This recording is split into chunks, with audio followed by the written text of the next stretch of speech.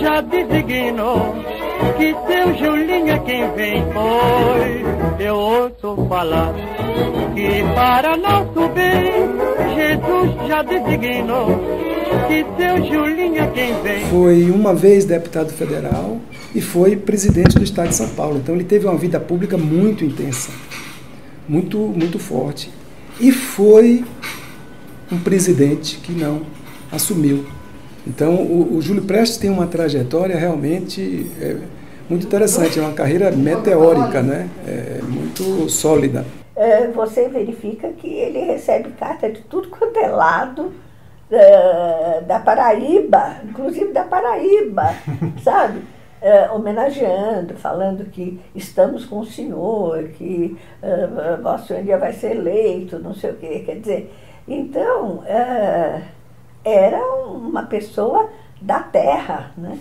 E outra coisa, era de uma posição socioeconômica privilegiada.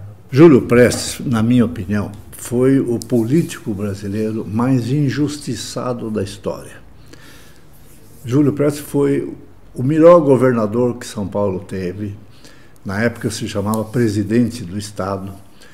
Ele foi o que mais construiu, foi o que mais investiu na tecnologia, foi o que mais investiu nas artes, foi o que mais investiu na prospecção do petróleo.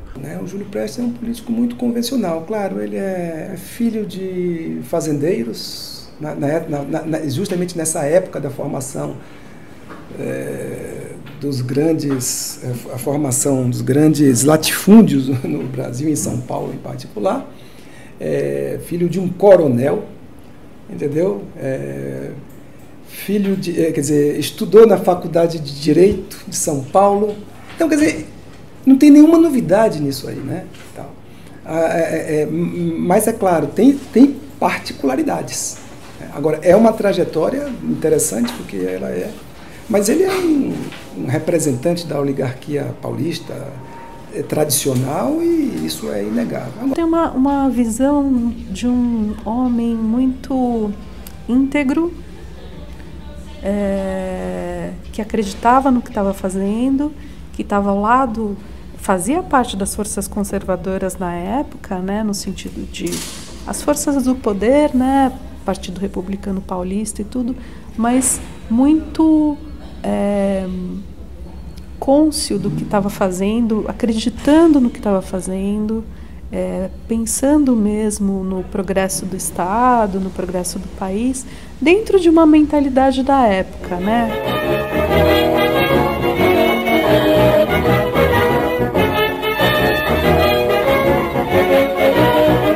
O Júlio Prestes, quer dizer, que já vinha numa carreira política desde 1909, aí foi eleito presidente de São Paulo em 1927, né? Por sinal, com uma excelente administração em São Paulo. Se você vir muitas das coisas que foram iniciativas dele, né? Como a Estrada de Ferro de Sorocabana, onde hoje tem a Sala São Paulo, é lá a Estação Júlio Prestes, né? Mas tem muita coisa aqui em São Paulo que foi obra do Júlio Prestes, iniciativa dele. Enfim, era um grande brasileiro, né? Sim. Agora, o que aconteceu? Os mineiros, comandados pelo Antônio Carlos de Andrade, começaram a se ligar. E é interessante, né? O Getúlio Vargas foi ministro da Fazenda do Washington Luiz. Nessa ocasião, o Getúlio, ele manda uma carta para o Washington Luiz comunicando que ele estava dando apoio ao Washington Luiz. Mas depois, conforme a coisa se armou, ele manda novamente dizer que não, que estava afastado. Cortou relações com Washington Luiz. E aí comandou a articulação com João Pessoa, que passou a ser o vice dele na chapa, né? E o Antônio Carlos, que manipulava tudo junto, já que ele não podia ser o candidato. O fato é que o Júlio Prestes, ele foi candidato. E aí você vê pela documentação, pelas cartas aqui, então, olha, essas cartas, eu copiei as cartas, tem aqui, olha, as originais, né? Tem muitas que são só aqui tem a bibliografia, que são as originais. Você sente, há um sentimento de apoio a ele. Ele foi, 17 estados se comprometeram a apoiar a eleição de Júlio Prestes. Só 3 estados que não se comprometeram: Minas, Paraíba e Rio Grande do Sul.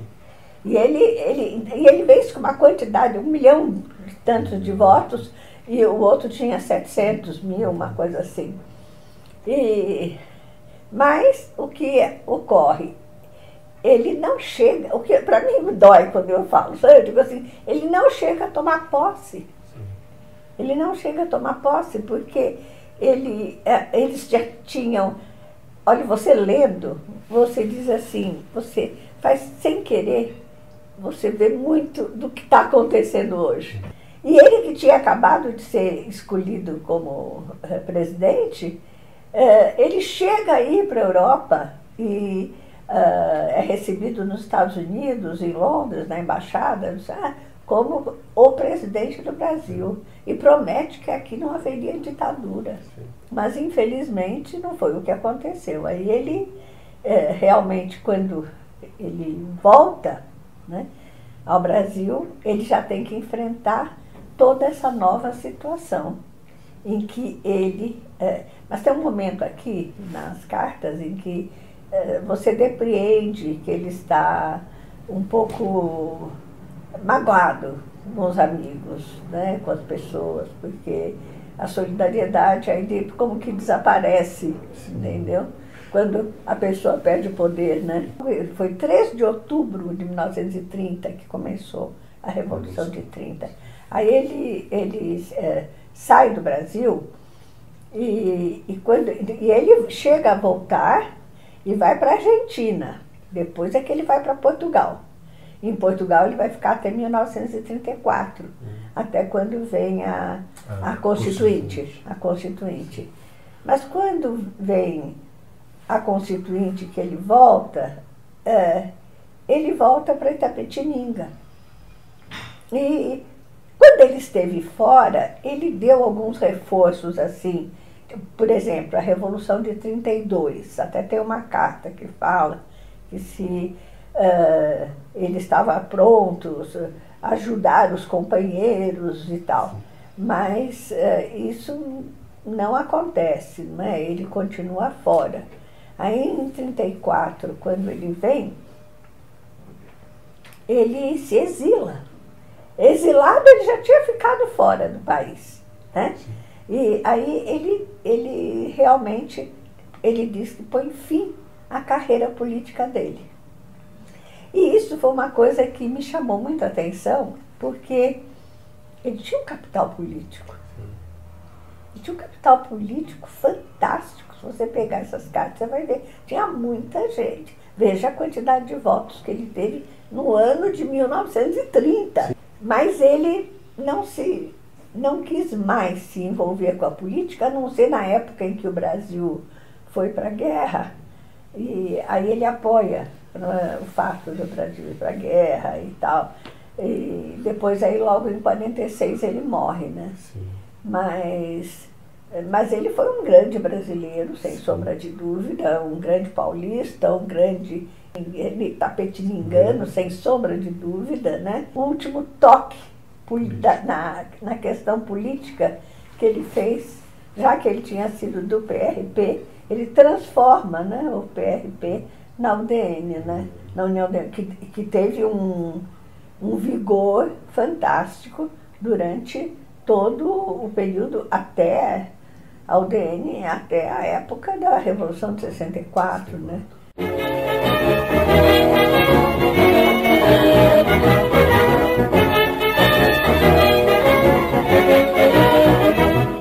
Mas a história que foi contada é a história do vencedor, é a história do cara que ganhou.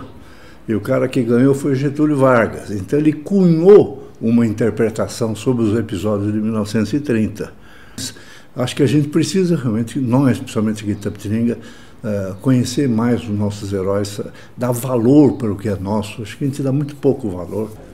Eu sou de Itapetininga, resido em Itapetininga há quase 50 anos, há mais de 50 anos, e conheci o Júlio Prestes em 1944, na fazenda das Araras, que ele era proprietário. A fazenda era visitada principalmente pela elite de Itapetininga. Faziam festas, recepções e tratavam-se também da política.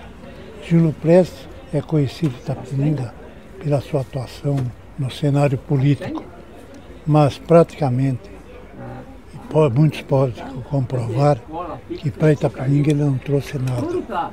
Desconhecemos qualquer obra que esteja feita por ele. Exceção, salvo o erro, foi o pontilhão que ele construiu, que liga Itapetininga a Tatuí. Esse pontilhão foi realizado em razão de um provável acidente que iria acontecer. O Júlio Prestes e sua família se dirigiam à Fazenda Araras quando o carro sofreu um pane e parou em cima da linha. Quase que foi atropelado, morreram todos. Então ele resolveu construir o pontilhão. Outra obra também questionada foi que é questionada até hoje, sobre a grilagem de terra que Júlio Prestes fez no denominado bairro dos Tomé, habitado por afrodescendentes. Esse bairro foi praticamente toda a área grilada e os moradores agricultores entraram na década de 70, e eu sou testemunha porque eu era correspondente do Estadão, fiz a matéria para o Jornal Estado de São Paulo, e entraram com uma ação para reaver toda essa área, mas com o tempo passou, foi esquecido. O Júlio Prestes também pecou também no desenvolvimento da cidade, porque ele foi um dos diretores da empresa elétrica Sul Paulista, enquanto que o pai dele, Fernando Prestes, governador, mandou a Light para Sorocaba. Itapetininga atrasou quase 5 décadas. Após, só começou a melhorar quando foi queimada a empresa e outra empresa assumiu a concessão de energia. Eu respeito muito o Júlio Prestes, o nome dele, mas praticamente para Itapetininga não significou nada. Ele participou da UDN, foi fundador da UDN, a UDN perdeu as eleições de Itapetininga e aqui quem ganhou foi o Getúlio.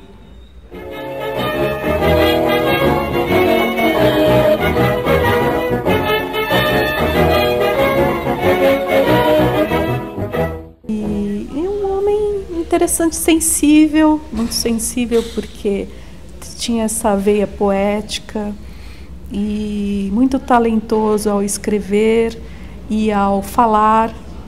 Ele fez poesia, principalmente quando ele estava em Portugal. Sim, né? Estoril, né? Estava lá. Aí ele mandou para cá, né, algumas poesias que ele fez, que é um aspecto interessante, né? Para mim, é um pouco assim... ele foi, mas ele ficou tão distante dessa coisa da política, né, que ele se dedicou a uma coisa mais prazerosa para ele, né? Porque se você parar para pensar, ele deve ter sofrido muita dor. Eu sou assim, eu sinto dor pela pessoa. Essa vinculação dele com os artistas de nome, né, que ele recebeu, incentivou, ajudou, com bolsas para ir para a Europa e tal, ele tinha realmente um trânsito ali com os modernistas, pelo que indica a documentação muito fluente. Brutus, Depois dos meus, daqueles a quem devo, desde o ser ao quem sou, ora te digo, o Brutus foi meu melhor elevo e o meu maior amigo. Ao mundo veio quando a humanidade se estercia na crise que lavrava, com um incêndio enorme, apocalipse, devorando nações e dinastias. Ao mundo veio quando a terra toda era presa das chamas em que ardiam Deus nos altares, no homem, o caráter, quando tudo mudava e quando ao certo amizades e traição se confundiam. Na honra, a nação dos homens se apagara, dos justos se apagara o são princípio. Ao mundo veio assim como um exemplo. E o castigo de Deus e sua inerrância, na onisciência perfeita em que se plasma. 6 lustros percorri, marcha batida, de vitória em vitória na existência, sempre na torre de comando, sempre nas serranias em que o poder levanta, até que um dia me alcei ao cume do mais alto poder que a pátria ostenta, e encontrei-me entre reis, entre monarcas, chefes civis, príncipes de igreja, todos cujo poder no mundo inteiro encerro em suas mãos, e aos meus amigos, exército incontável, fauna imensa, em progressão geométrica crescendo. Neste ponto, interrompo a narrativa. A mim, chegou-me o mal do mundo. Desci das posições que conquistara, as planícies da vida, e vim sozinho. Onde os meus amigos que me acompanhavam, onde o valor dos chefes militares, cuja promessa dos vassalos, onde os chefes civis me seguiam, e o poder dos monarcas, e as alianças de outras nações, onde o poder do ouro de banqueiros que chegam a ignorar-me, tudo falhou. Que tudo falha. Quando na vida um passo em falso damos. Mas se tudo falhou, nesse momento não me falhou o cão, cujo caráter pôs Deus acima do poder humano, para a vergonha e exemplo desses homens que estão abaixo de seus pés. O Brutus, como que tudo que compreendo, como com sua alma divina penetrando em meus próprios pensamentos, acudia o mais incerto gesto e o mais incerto manifestar de uma vergonha minha. E era como se fosse minha sombra, mas na sombra sem vida, sombra inerte, mancha que a luz projeta e a luz apaga, sombra viva da dor e da alegria. A sombra da alma é que ele projetava, qual desvelado vigilante amigo. Esse sim não faltou. O amigo existe. E a palavra amizade, que fugira do coração dos homens, tem seu trono no coração dos cães.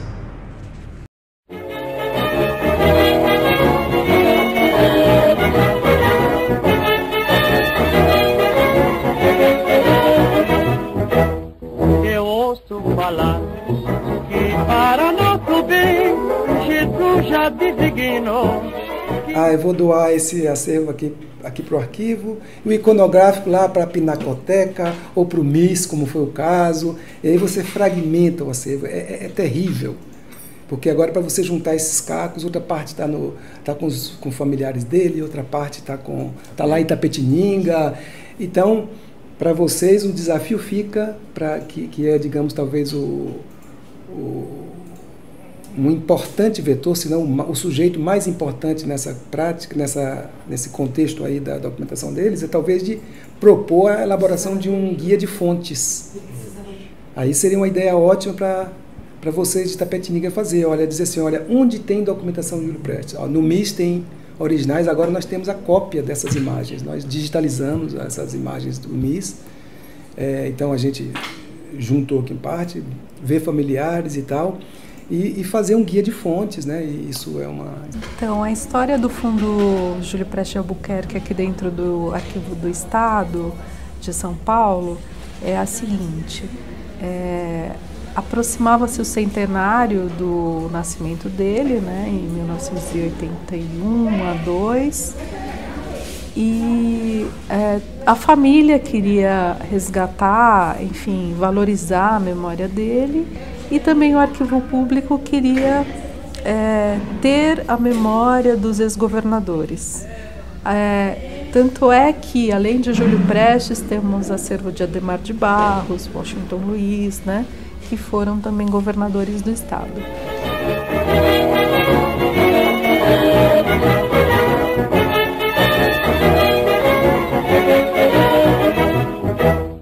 Eu ouço falar que para nosso bem Jesus já designou que seu Julinho é quem vem, pois eu ouço falar que para nosso bem Jesus já designou que seu Julinho é quem vem.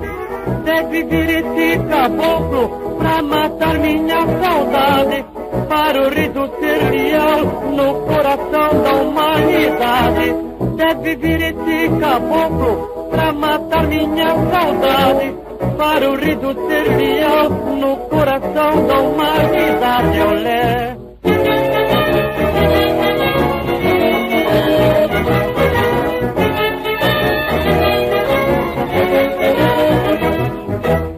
Eu ouço falar que para nosso bem Jesus já designou que seu Julinho é quem vem hoje.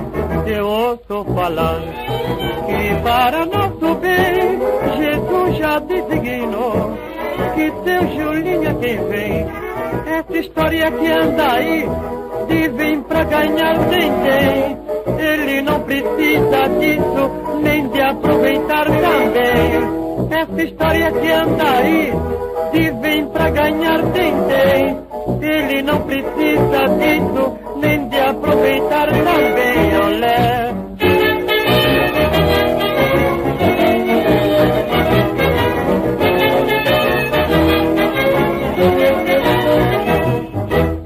Eu ouço falar que para nosso bem Jesus já designou que seu Julinho é quem vem hoje. Eu ouço falar que para nosso bem Jesus já designou que seu Julinho é quem vem. Eu não quero que esse samba vá contrariar alguém. O caboclo é da Fusar que só trabalha para o bem. Eu não quero que esse samba vá contrariar alguém. O caboclo é da Fusar que só trabalha para o bem. Olé.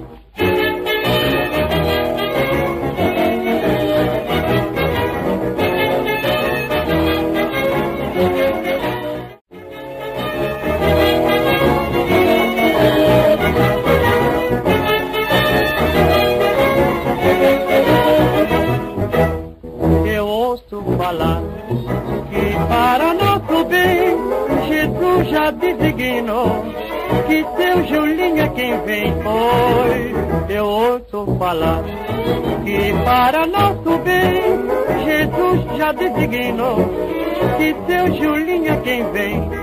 Deve vir esse caboclo pra matar minha saudade, para o riso ser leal no coração da humanidade.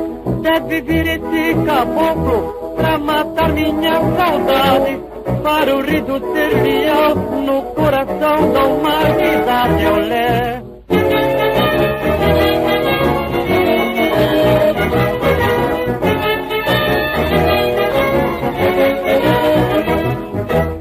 Eu ouço falar que para nosso bem Jesus já designou que seu Julinho é quem vem hoje. Eu ouço falar que para nosso bem Jesus já designou que seu Julinho é quem vem. Essa história que anda aí de vem pra ganhar tem. Ele não precisa disso nem de aproveitar também. Essa história que anda aí de vem pra ganhar tem. Ele não precisa disso nem de aproveitar também. Olé.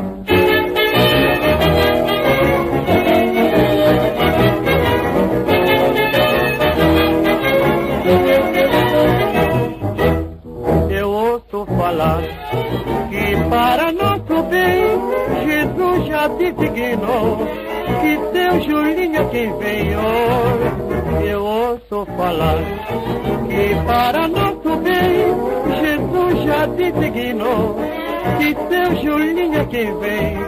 Eu não quero que esse samba vá contrariar alguém. O caboclo é da fusar que só trabalha para o bem. Eu não quero que esse samba vá contrariar alguém. O caboclo é da fusar que só trabalha para o bem. Olé.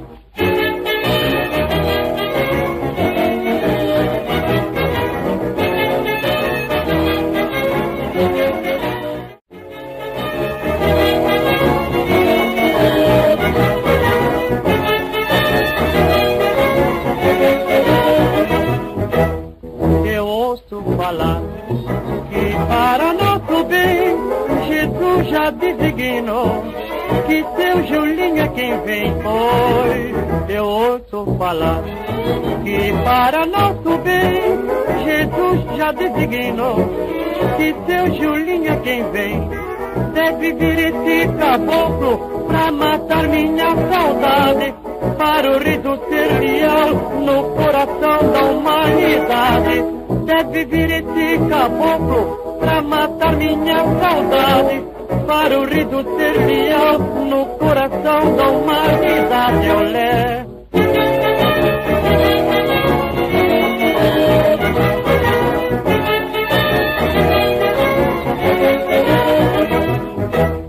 Eu ouço falar que para nosso bem Jesus já designou que seu Julinha quem vem hoje.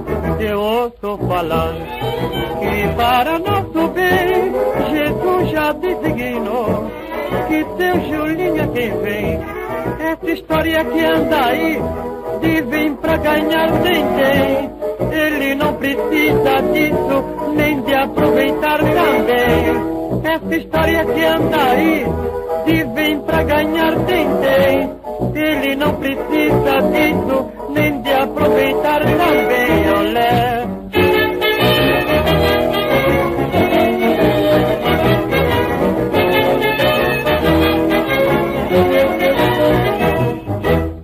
Eu ouço falar que para nosso bem Jesus já designou que seu Julinha quem vem hoje. Eu ouço falar que para nosso bem Jesus já designou que seu Julinha quem vem.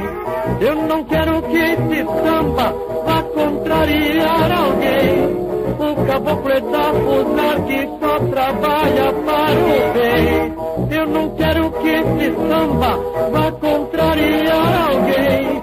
O caboclo é da fusar que só trabalha para o bem. Olé.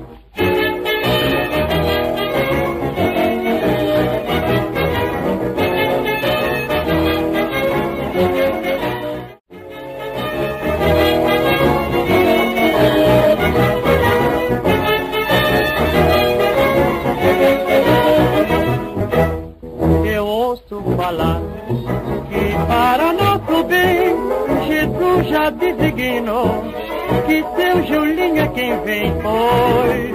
Eu ouço falar que para nosso bem Jesus já designou que seu Julinha quem vem. Deve vir esse caboclo pra matar minha saudade, para o riso ser leal no coração da humanidade. Deve vir esse caboclo pra matar minha saudade, para o riso ser leal no coração da humanidade. Olé.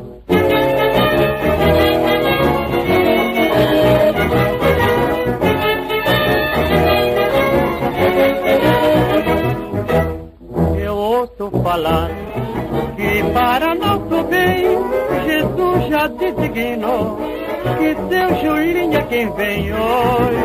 Eu ouço falar que para nosso bem Jesus já designou que seu Julinha quem vem. Essa história que anda aí de vir pra ganhar tem. Ele não precisa disso nem de aproveitar também. Essa história que anda aí de vir ele não precisa disso, nem de aproveitar também, olé.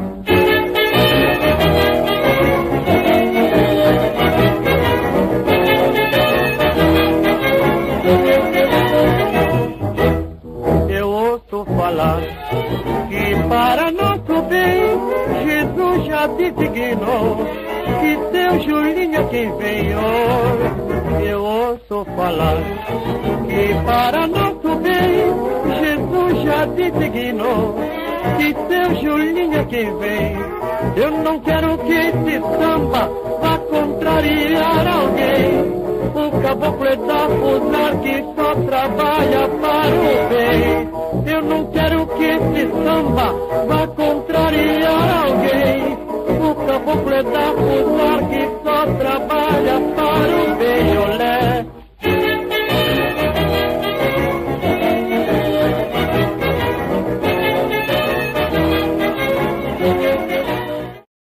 O Júlio para a cidade praticamente não realizou de obras, enfim. Mas do outro lado também tem lá o Hélio Rubens, né, do Instituto Histórico, afirmando aí que foi um dos maiores governadores, os homens mais visionários do seu tempo, né? Cesário, te conheço, você conversa. Eu sei que você tem uma pesquisa na área da farmácia, né? Então depois também vou abrir o microfone, Grilo também, historiador da cidade. Ótimo, a ideia é debater, tá? Então a gente tem duas visões, do conflito e a partir daí gerar uma discussão. Antes de começar o debate, alguém tem uma pergunta sobre o que foi visto? Ou uma proposta? Então vamos para a guerra? Vamos falar um pouquinho sobre a produção do vídeo, o que vocês fizeram. O vídeo foi feito num tempo meio recorde, assim. A gente queria ter filmado você e eu, a gente queria ter filmado o Cesário. E a ideia, né, Maria, é que esse vídeo amplie. Talvez a partir desse debate a gente consiga trazer mais vozes, trazer mais visões para enriquecer. A gente tinha um prazo para entregar a exposição, tinha um prazo para a prefeitura para entregar o centro cultural, então o vídeo foi feito nessa mesma velocidade, tá? Mas claro que quanto mais vozes, quanto mais olhares, quanto mais interpretações, quanto mais memória ou história, né, é mais interessante. A Marina vai filmar, vai dar um registro aqui. Então, o importante é que a discussão cada vez mais está tomada pelo ódio, né? Nas redes sociais ou o que for, na vida, né? Mas o legal aqui não vamos esquecer do ódio, vamos pensar racionalmente, vamos propor e pensar visões sobre o Júlio Prestes, né? Para a gente fazer um debate, uma reflexão. Tudo bem? Daqui a pouco o Márcio, desculpa, não te apresentei, o Márcio Mendola, perdão. Ele é do Arquivo de Estado, ele no final daqui a pouco, ele vai fazer uma palestra sobre a importância da preservação dos arquivos públicos. É só a área, né, cara? Aproveito de ser breve. Imagina. É bem interessante. Eu convido a todos a ficar lá do Arquivo de Estado. Que se deu as imagens pra gente, o pessoal para entrevista, enfim. Já não querendo polemizar, posso falar uma coisa? Claro, vontade. Isso é Então, aqui o Júlio Prestes é uma figura polêmica, né? E é uma dessas grandes vítimas da história, né? A história tem algumas encruzilhadas, como Getúlio, em 54, foi uma vítima da história, né? Talvez do seu próprio mito e tal. E uma visão pessoal particular minha em relação a Júlio Prestes é que fundar o DENI não é um bom currículo, vamos dizer assim.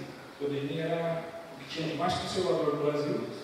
E ele também é filho da velha política brasileira e era um homem novo da velha política. Esse foi o grande, acho que a grande tragédia de uma percepção minha. Eu não sou da área de pesquisa do arquivo, né? É porque eu fiz história na Universidade de São Paulo, tem um certo.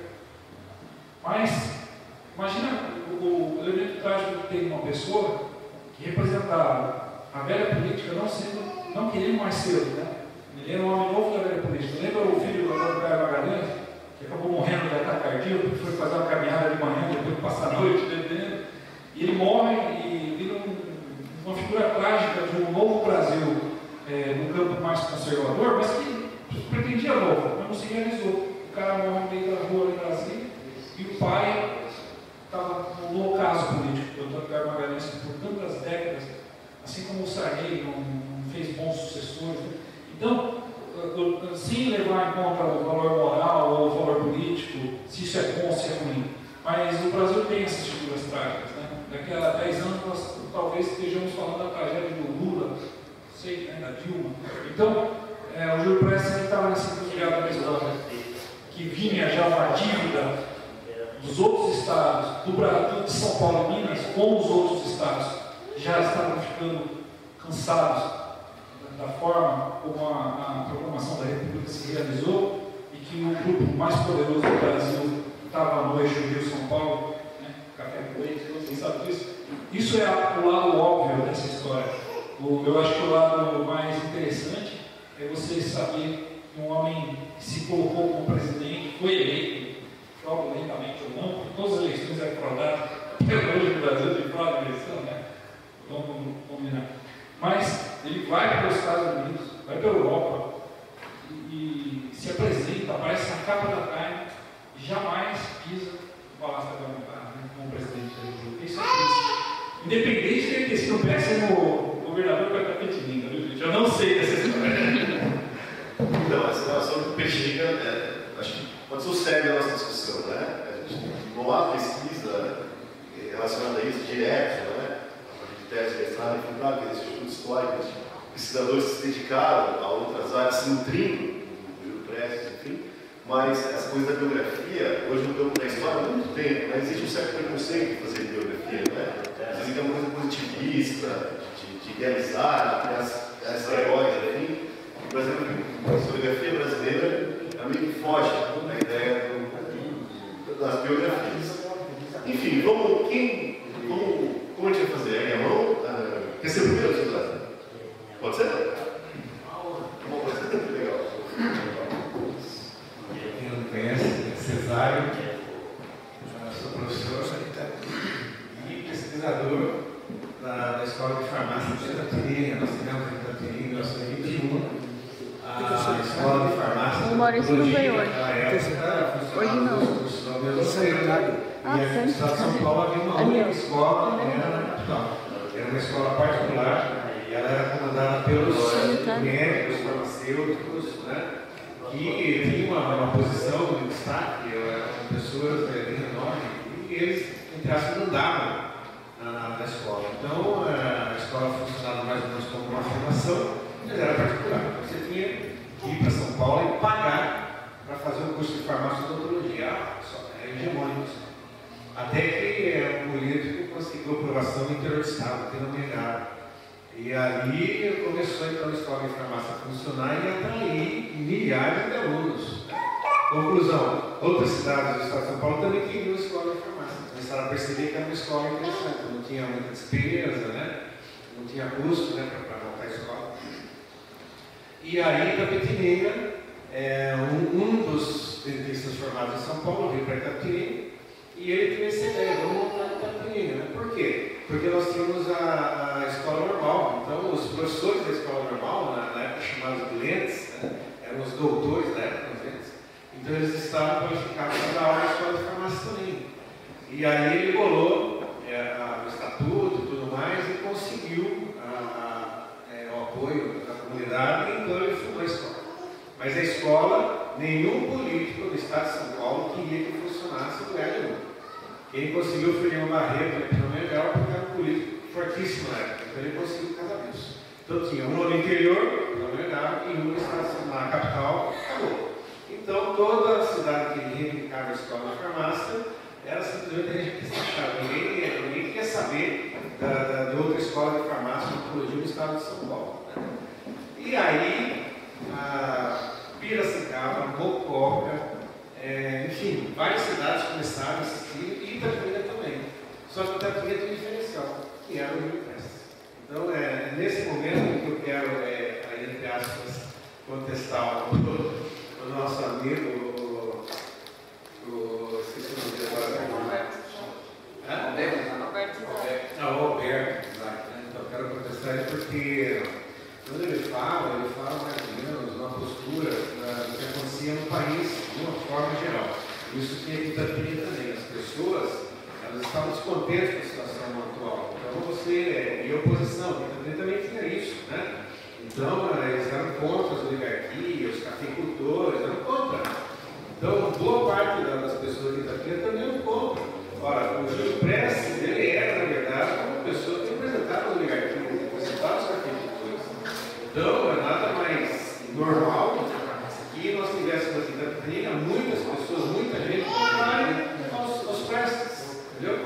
Tanto que quando caiu a República Velha e o Vargas assumiu, muita gente se interpeliu e demorou. Então o Alberto Exato ele faz essa ideia, faz esse pensamento mais ou menos do lado que eu tinha essa visão, essa oposição às oligarquias e à situação atual do país, juntas. Né?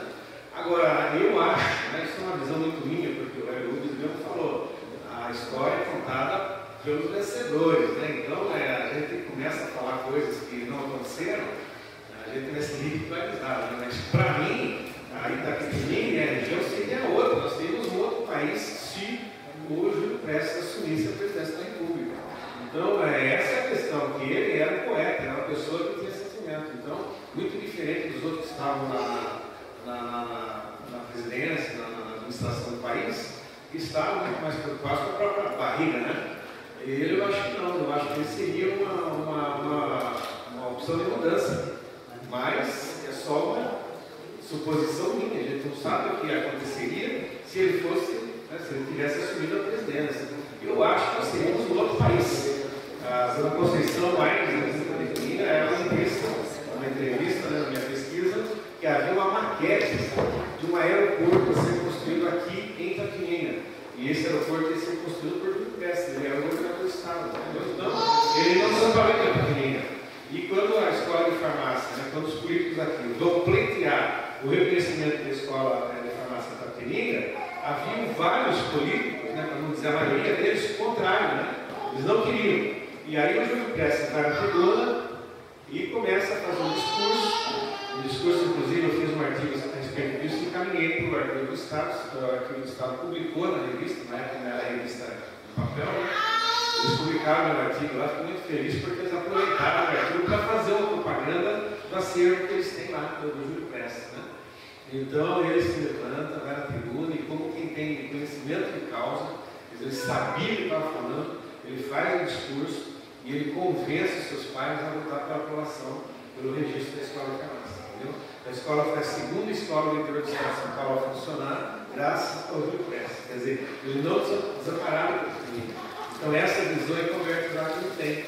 Quer dizer, o cara quando ele está lá no poder, ele não pode pensar na cidade dele, não pode pensar na casa dele e na família dele.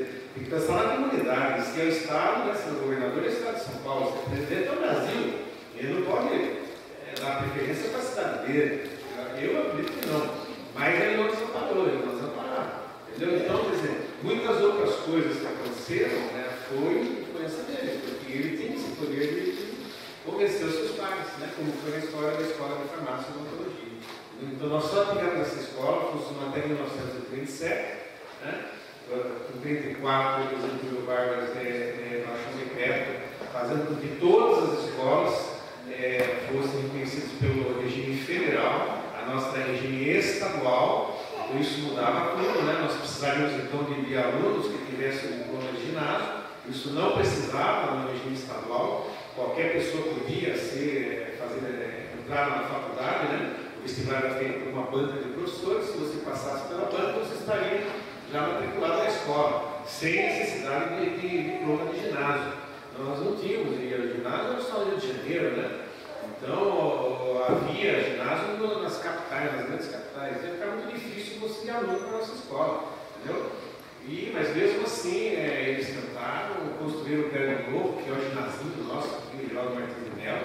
O prédio foi construído especificamente para funcionar a escola de farmácia e odontologia, funcionou até 1937, quando eles perceberam que a dívida era muito alta, eles não tinham condições de manter a escola, os professores tinham que ser formados pelo regime federal, e os nossos professores não eram, muitos deles eram professores formados pela própria escola de farmácia de Itapetininga, então eles não poderiam dar aula mais, né?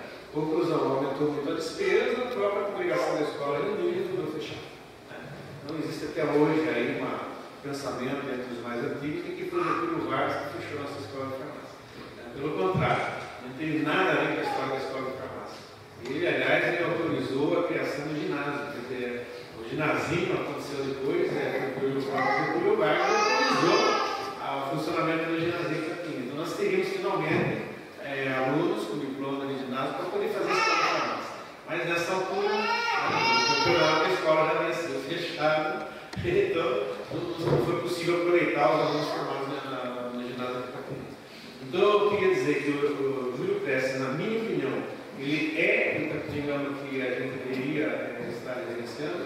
É uma pessoa que ele não estudou de Itapetininga. Se ele tivesse sido presidente da República, muito provavelmente esse aeroporto tivesse acontecido e a nossa cidade seria outra.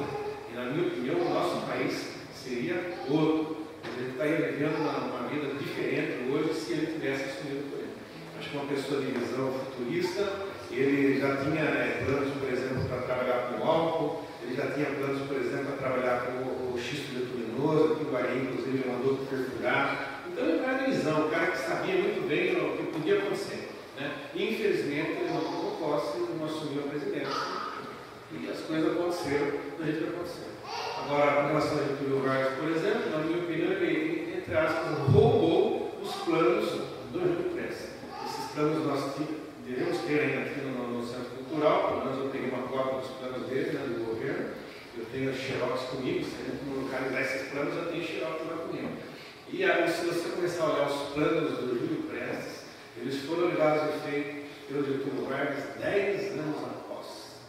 Então, quando o nosso amigo, esqueço sempre o nome dele aqui, quando ele fala lá que não, o Júlio Prestes foi dono da Sul Paulista, atrasou, a energia elétrica ficou.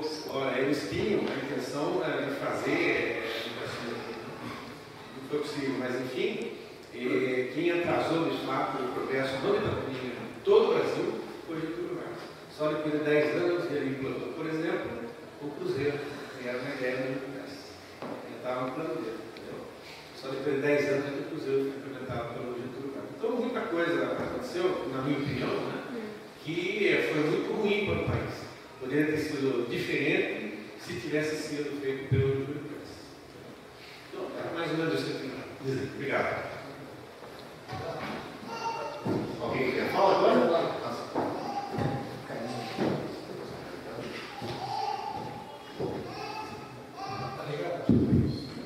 Me apresento, boa tarde a todos. Alguns me conhecem aqui do auditório, outros não.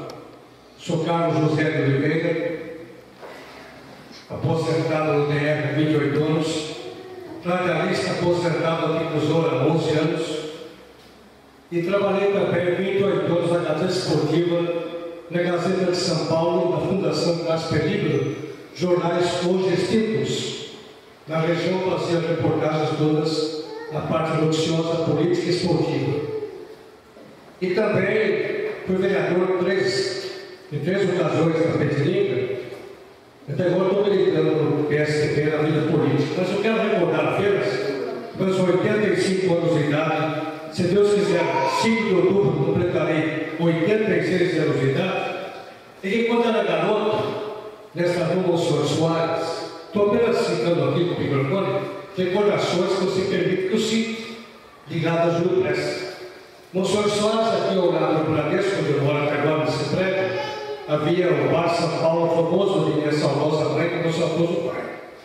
Lembro muito bem quando faleceu Júlio Prestes e o cortejo fúnebre festivo porque era musicado, um grande cortejo passou pela rua até a antiga igreja matriz, parou na elevador do seu sepultamento. Eu era garoto ainda, quando em 1945 acompanhei a distância o enterro de Júlio Prestes de Albuquerque.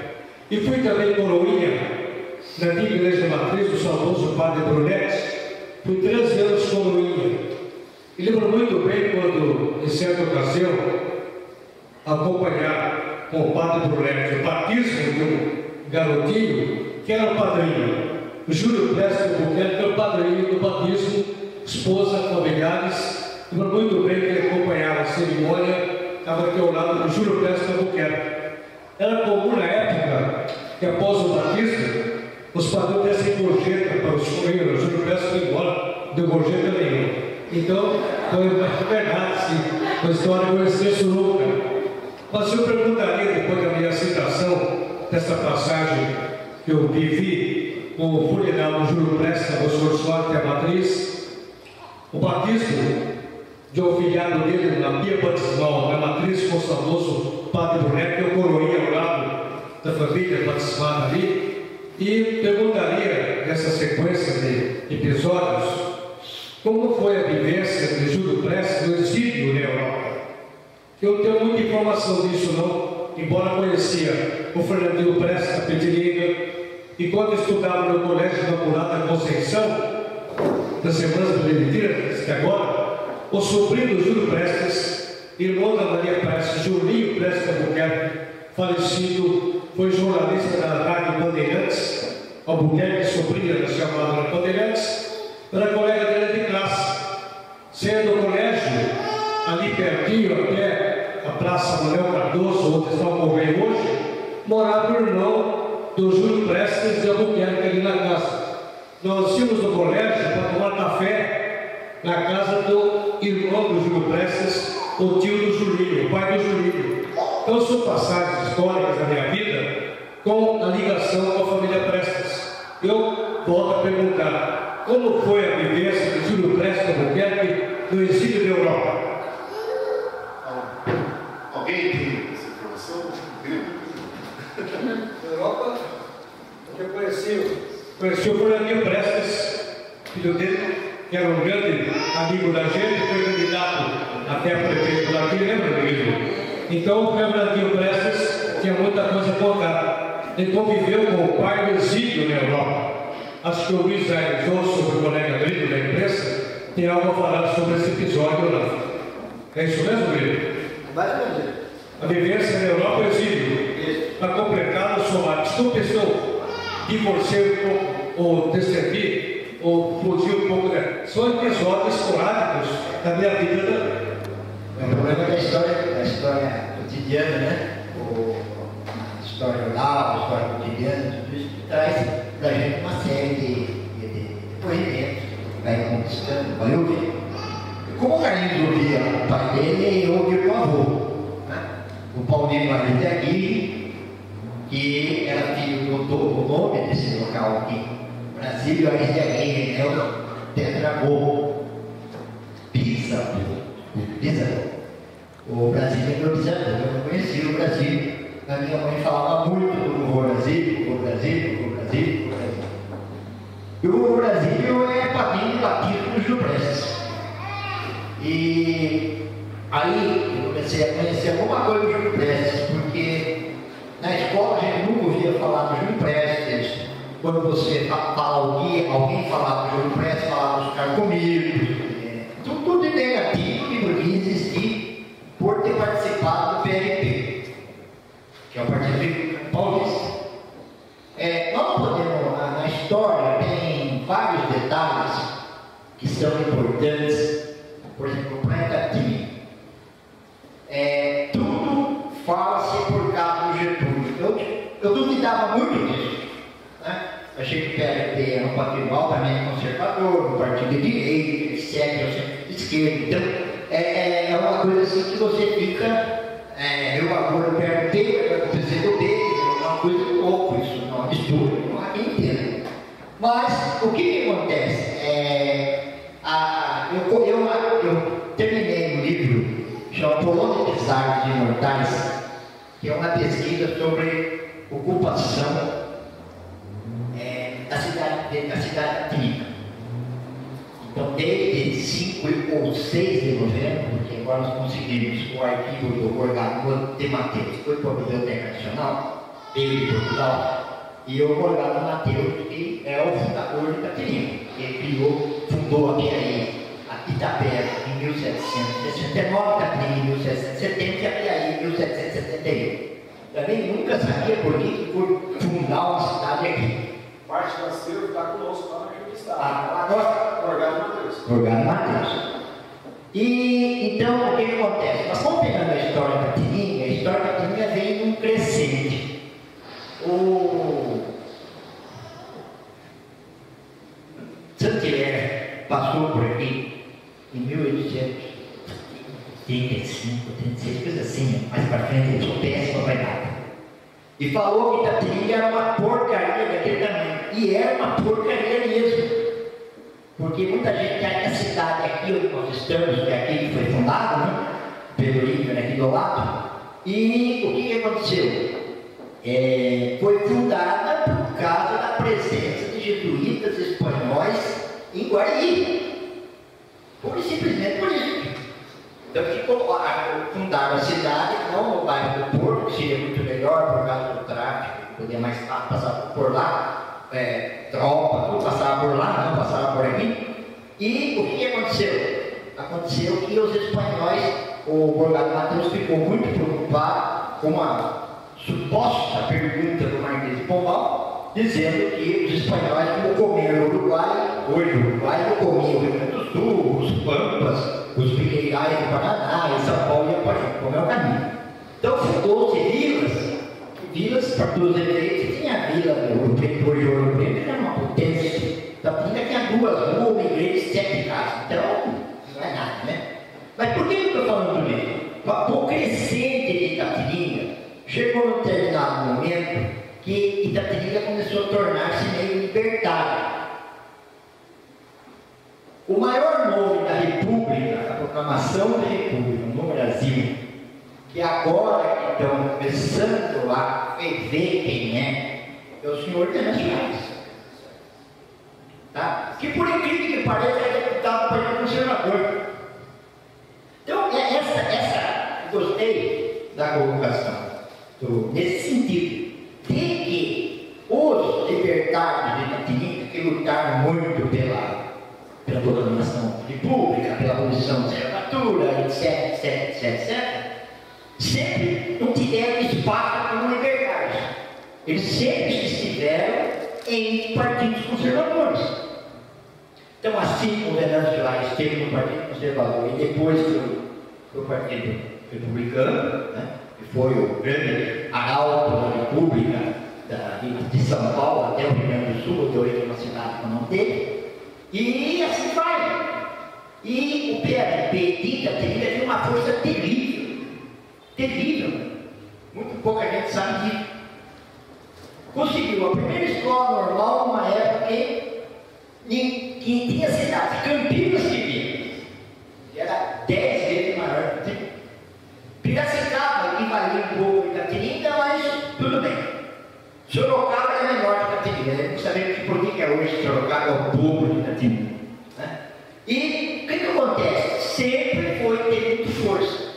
O Palmeiras foi prefeito, tem essas coisas do Cleitinho, que era presidente do PRP, o Brasil foi do PRP de São Paulo, e os libertários aqui da cidade eram o Brasil, filho do coronel Paulino Aires de Aguirre, depois da Revolução Liberal de Sorocaba, primo do Rafael Domingos de Aguiar, que também foi revolucionário de Sorocaba. Então, essa coisa de crescer quem? Cresceu o Brasil, que era formado em humanidades, e cresceu o Fernando Prestes de Albuquerque, que nasceu no Espírito Santo da Boa Vista, hoje é Angatuba, né? E veio para Itapetininga porque trocou a fazenda lá debaixo do Angatuba pela fazenda do pai. Depois ele comprou a fazenda dos Araras, onde o Júlio Prestes. E o Júlio Prestes foi criado nesse ímpeto, né? Criado assim. Então, o que depois a gente vai descobrindo aos poucos o que acontece com o Júlio Prestes. O Júlio Prestes teve uma carreira brilhante como advogado, de uma das melhores bancas de advogados de São Paulo. As causas mais complicadas eram de Júlio Prestes. E ele era republicano, mas não era assim republicano de ficar com as ideias. Ele estava muito mais para o Saldanha Marinho, do que, por exemplo, o Bernardo de Campos. Quer dizer, ele era muito mais avançado do que o pessoal, né? Então, eu quero só dizer o que eu quero dizer com tudo isso. Você acaba descobrindo a importância.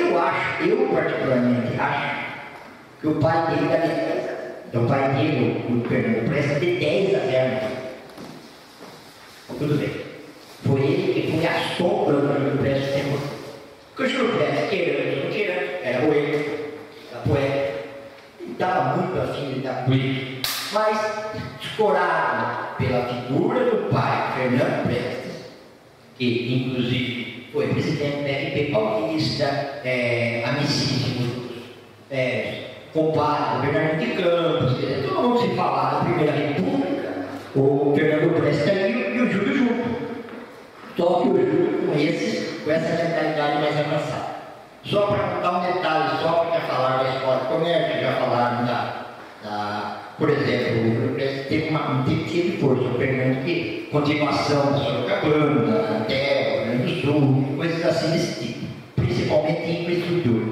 Questão do álcool utilizado como combustível, mas uma grande coisa, eu não sei se está no plano dele ou não está, mas essa história que o meu avô contava para mim, depois fui verificar algumas coisas, e há realmente fortes indícios disso, inclusive na própria live. O plano, porque o Júlio Prestes completou, ele foi, o estágio do governo dele, o estado foi muito curto porque ele pensava, né? Daí já foi indicado como presidente da República, então, para ser candidato a presidente da República, uma coisa ficou meio complicada. Então, o que aconteceu? Proposta do Júlio Prestes para a região, que é a região, hoje não é nem tanto, mas ainda tem uma região mais pobre do estado de São Paulo. Precisamos levar o desenvolvimento para essa região. Fez convênio para projeto com a Light para trazer energia até Itapetininga na primeira etapa. Isso significa o quê? A mais importante infraestrutura para a industrialização da Itapetininga. Itapetininga vivia basicamente da agricultura. Também outra história que eu nunca tinha ouvido falar e devo descobrir agora em pesquisa, os barões do algodão. Tinha os barões do café e tinha os barões do algodão. Inclusive, antes de acabar com a Avenida Paulista, bem no começo da Avenida Paulista, logo, aqui no Conjunto Nacional, o senhor do Palacete, que era um barão de algodão de Itapetininga.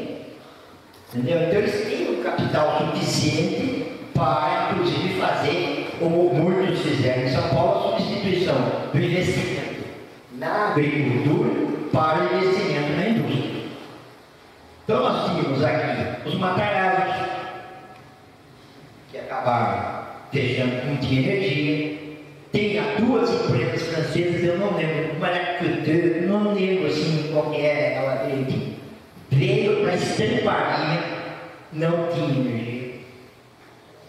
Tá? Uma indústria de base para a construção de materiais para provar para veículos, olha um pouquinho aonde ia.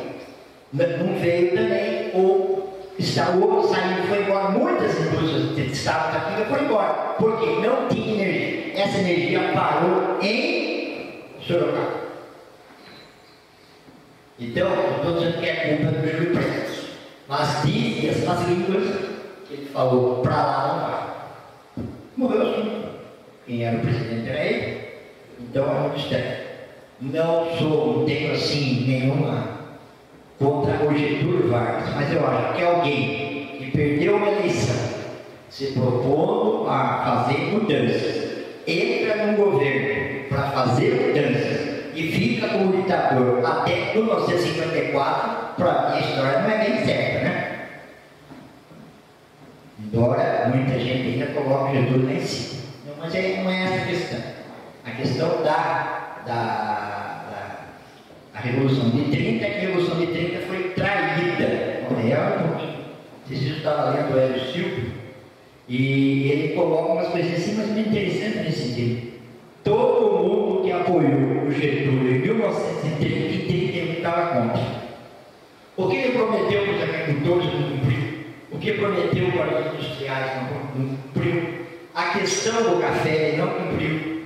Ele fez uma série de coisas, vamos dizer assim, de grande avanço na representatividade das classes trabalhadoras, tudo isso, bonitinho. E aí, dando o quê? Não deu em nada.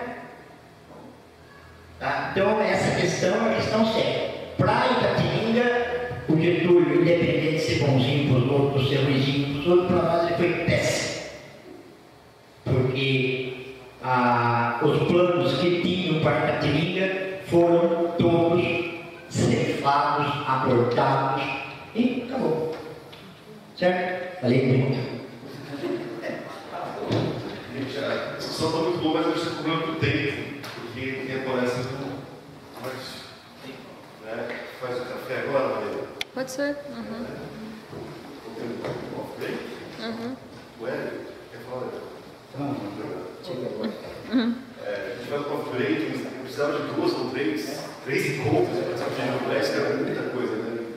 E mais de São Paulo. Vamos tomar um café e a gente volta em 10 minutos, tá bom?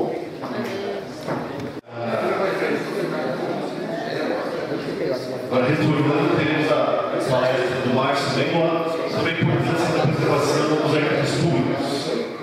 Márcio, do Arquivo do Estado, ele vai se apresentar melhor.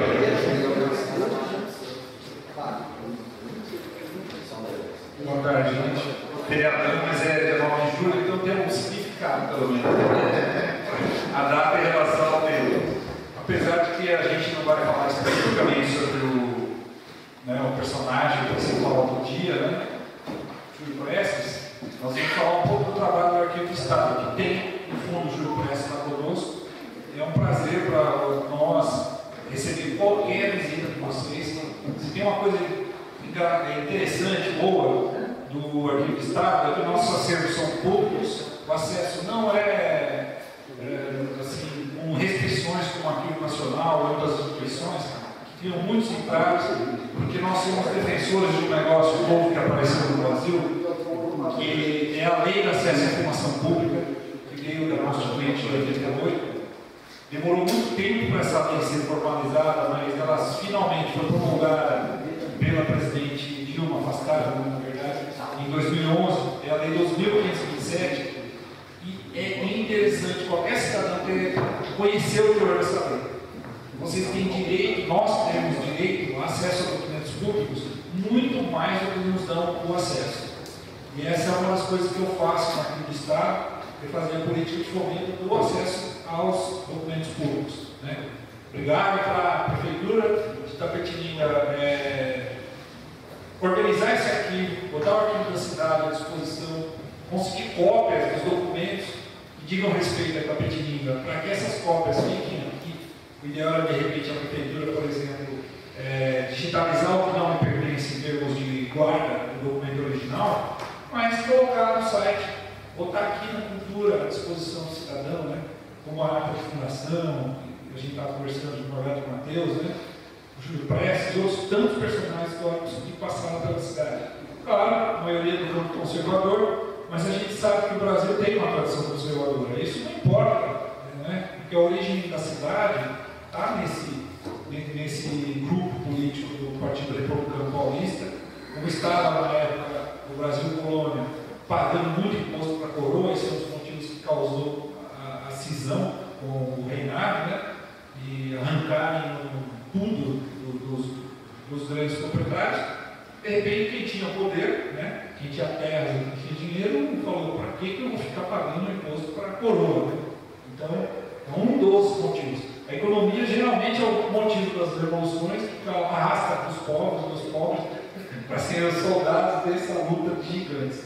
São quem detém o poder, né? Então, tanto os fazendeiros quanto os nobres que estavam comandando o Brasil, tem que ver até que ponto pensavam realmente na população que está aqui até hoje. Né? Todos os descendentes estão aqui.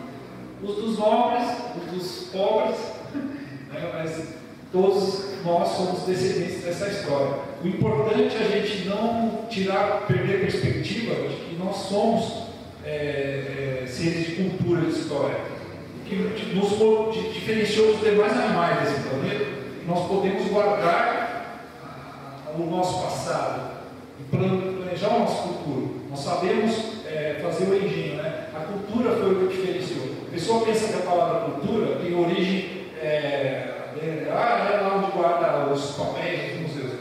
Cultura vem da agricultura, né? Que é a palavra, que a origem da humanidade foi quando o ser humano aprendeu a mexer com a terra, a se fixar nela, através do plantio de plantas e a domesticação de plantas. Depois veio a domesticação de animais, o fogo, Então nós estamos aqui. Então a cultura ela tem a ver com a sobrevivência, com a nascença. Se uma criança nascer e for atirada no mar, eu garanto, se ela sobreviver, ela vai se tornar um animal. Tem até um mito da caverna que fala sobre isso, né? Acho que é isso, né? O que nos diferencia é o que nós aprendemos desde que nascemos e podemos transmitir para os demais. Sem ruptura, a cultura sobrevive. Com ruptura, ela se perde. Isso é só mais uma coisa que não tem nada a ver com o que eu vou falar aqui. O que nós somos? O centro, esses são os municípios lá daquele estado, que atende todos os municípios paulistas. Coincidência, a região de Sorocaba e Tapetininga é uma das regiões que eu atendo. Porque o governo do estado acha que 6 pessoas podem atender o estado inteiro. Então eu atendo 171 cidades. Não seria tanta coincidência assim que eu estivesse atendendo também o município de Tapetininga quando a gente tem demandas, solicitação de dúvidas sobre documentos, sobre informações, sobre transparência administrativa e pública, que eu também dou assistência do Ministério Público do Estado com isso. É uma das atribuições do centro, é atender as demandas do Ministério Público quando a promotoria recebe uma denúncia de que o governo municipal não está atendendo a população ou a Câmara não está atendendo, né, no acesso à transparência pública. O Departamento de Gestão do SAESP é o nosso departamento, ele que comanda o nosso setor dentro. São 2 grandes departamentos. Tem esse aí, o DG, SAESP, que é o qual pertence, e tem o de preservação do patrimônio, que infelizmente a outra moça não pode vir, é a minha xará, a Márcia, que é os 2 grandes departamentos do arquivo. Nós cuidamos de gestão documental e eles cuidam da preservação e difusão do acervo. Mas eu tenho ligação direta com eles, então quando vocês nos procuram para alguma coisa relacionada à memória, à história, nós vamos encaminhá-los ao setor correto. Vocês não vão chegar lá e ficar sem nenhuma resposta, sempre que nos procurarem. A memória do Estado é a memória dos seus 645 municípios, por enquanto, né, que não houve mais emancipações depois de 1992, se não me engano, e nós temos essa quantidade de municípios para administrar. Você multiplica por 2 e vê o tamanho do meu problema, né? 1.290. E a gestão documental, a pessoa fala muito de acesso à informação. Eu quero saber as coisas, tá? Cadê o arquivo da cidade? Arquivo? Que arquivo? É lá onde estão guardados lá os papéis velhos da prefeitura? Então já tem um problema. A prefeitura tem que construir seu arquivo público. E eu estudando a lei orgânica de Tapetininga, eu descobri que a lei orgânica de Tapetininga é uma das raras leis orgânicas. Todo mundo sabe o que é lei orgânica? É a Constituição do município. É a Constituição Federal, que é estadual, pelo município. Ela diz lá que a lei Tapetininga vai organizar o seu arquivo público. Está escrito lá. Tem até o artigo, daqui a pouco eu até acho aqui os meus papéis para falar para vocês. Então, os cidadãos têm o direito de falar, prefeito, constitua o arquivo público. Nós podemos fornecer minuta da constituição do arquivo para vocês, porque nós temos a minuta é um projetinho, né, que tem os termos gerais que vocês podem adaptar para a cidade e promulgar essa lei, porque a lei de arquivo da Tapetininga tem 3, 4 artigos e ela precisa ser melhorada. E como é que faz gestão do documento? É um negócio meio chato, vamos falar bem rápido, tá? Você pega o documento da prefeitura. E nenhum documento nasceu para ser histórico, tá? Ele não é histórico, ele só vai virar histórico por uma série de coincidências, de fatores. Daqui a pouco ele se torna um documento importante para a guarda permanente. E a gente chama de documento de guarda permanente. Lá não existe documento histórico no arquivo do Estado, não tem no museu, não tem lugar nenhum. O que existe é documento de guarda permanente. Olha só a responsabilidade, ele tem que ficar para sempre guardado. E não adianta digitalizar e jogar no lixo, porque a lei brasileira não permite que o documento seja destruído. Você faz a cópia para o acesso.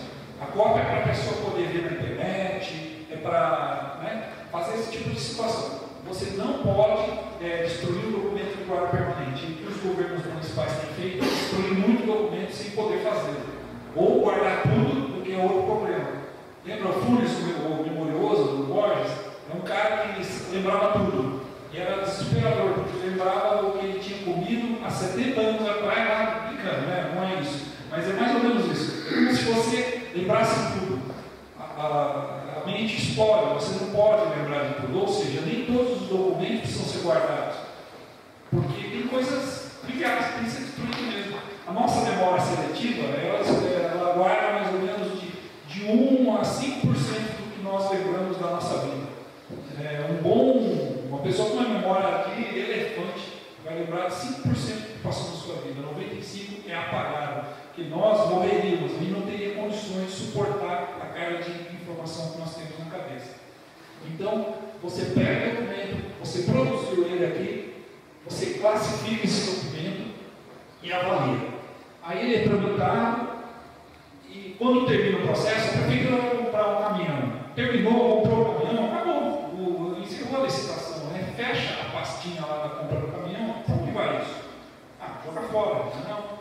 Se o caminhão valia 50 mil reais e você pagou R$1 milhão nele, e o tribunal descobre, então tem uma coisa que a gente chama de prescrição. Quando um arquivo de um documento ele manda para o arquivo e fechou o processo, você tem que guardar pelo período que pode ser apurado um crime que tenha sido praticado com a produção desse documento. Por exemplo, um superfaturamento na compra do caminhão, como eu citei. Então, você tramita o documento, encerra o processo e manda para o arquivo chamado intermediário, que é o arquivo que recebe esse documento quando ele não se sabe ainda se ele vai precisar ser guardado para sempre ou se ele vai ser eliminado em dado momento durante a vida sua, né? E aí ele vai para a eliminação ou para a preservação. Se o documento é importante, ele vai ser preservado. Se ele é um documento que não tem tanta importância, ele pode ser eliminado. Mas tem documento que não tem como. A gente estava citando o senhor ali, né, que ele se aposentou faz 5 anos, 6 anos, 2010, e ele teve 40 anos de vida pública como funcionário. Você imagina, 40 anos trabalhando, se aposentou em 2010, eu falei para ele que o prontuário dele, onde quer que ele tenha se aposentado, o prontuário funcional dele, precisa ficar 60 anos guardado após o encerramento. Lembra da compra do caminhão? Ele fecha. Você é um ser humano, está se aposentando, então o teu processo da sua compra do seu caminhãozinho, ela fechou. Então o que acontece? São 60 anos que o governo tem que guardar. Não é permanente. Mas você imagina a prefeitura ter que guardar por 60 anos o prontuário de todos os funcionários que se aposentam. Aí vem a prefeitura de Tu, seu vizinho aqui, e fala, pegou fogo, nós não temos nada de 86 para trás. Então, poxa, eu trabalhei na prefeitura de 74 a 2000, como é que eu vou me aposentar se você tacar fogo no meu prontuário? É muito grave isso, né? Por isso que as áreas de ativo da prefeitura têm que ser muito bem guardadas, tem que preservar, não pode deixar o rato comer, não pode virar ninho, barata.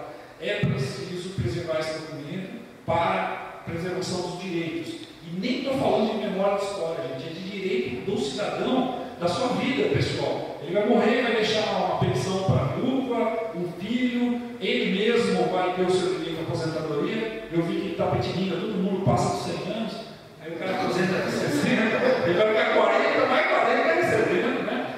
Então é muito importante que esse documento seja preservado, ou permanentemente, ou eliminado, ou até o período que ele possa ser eliminado.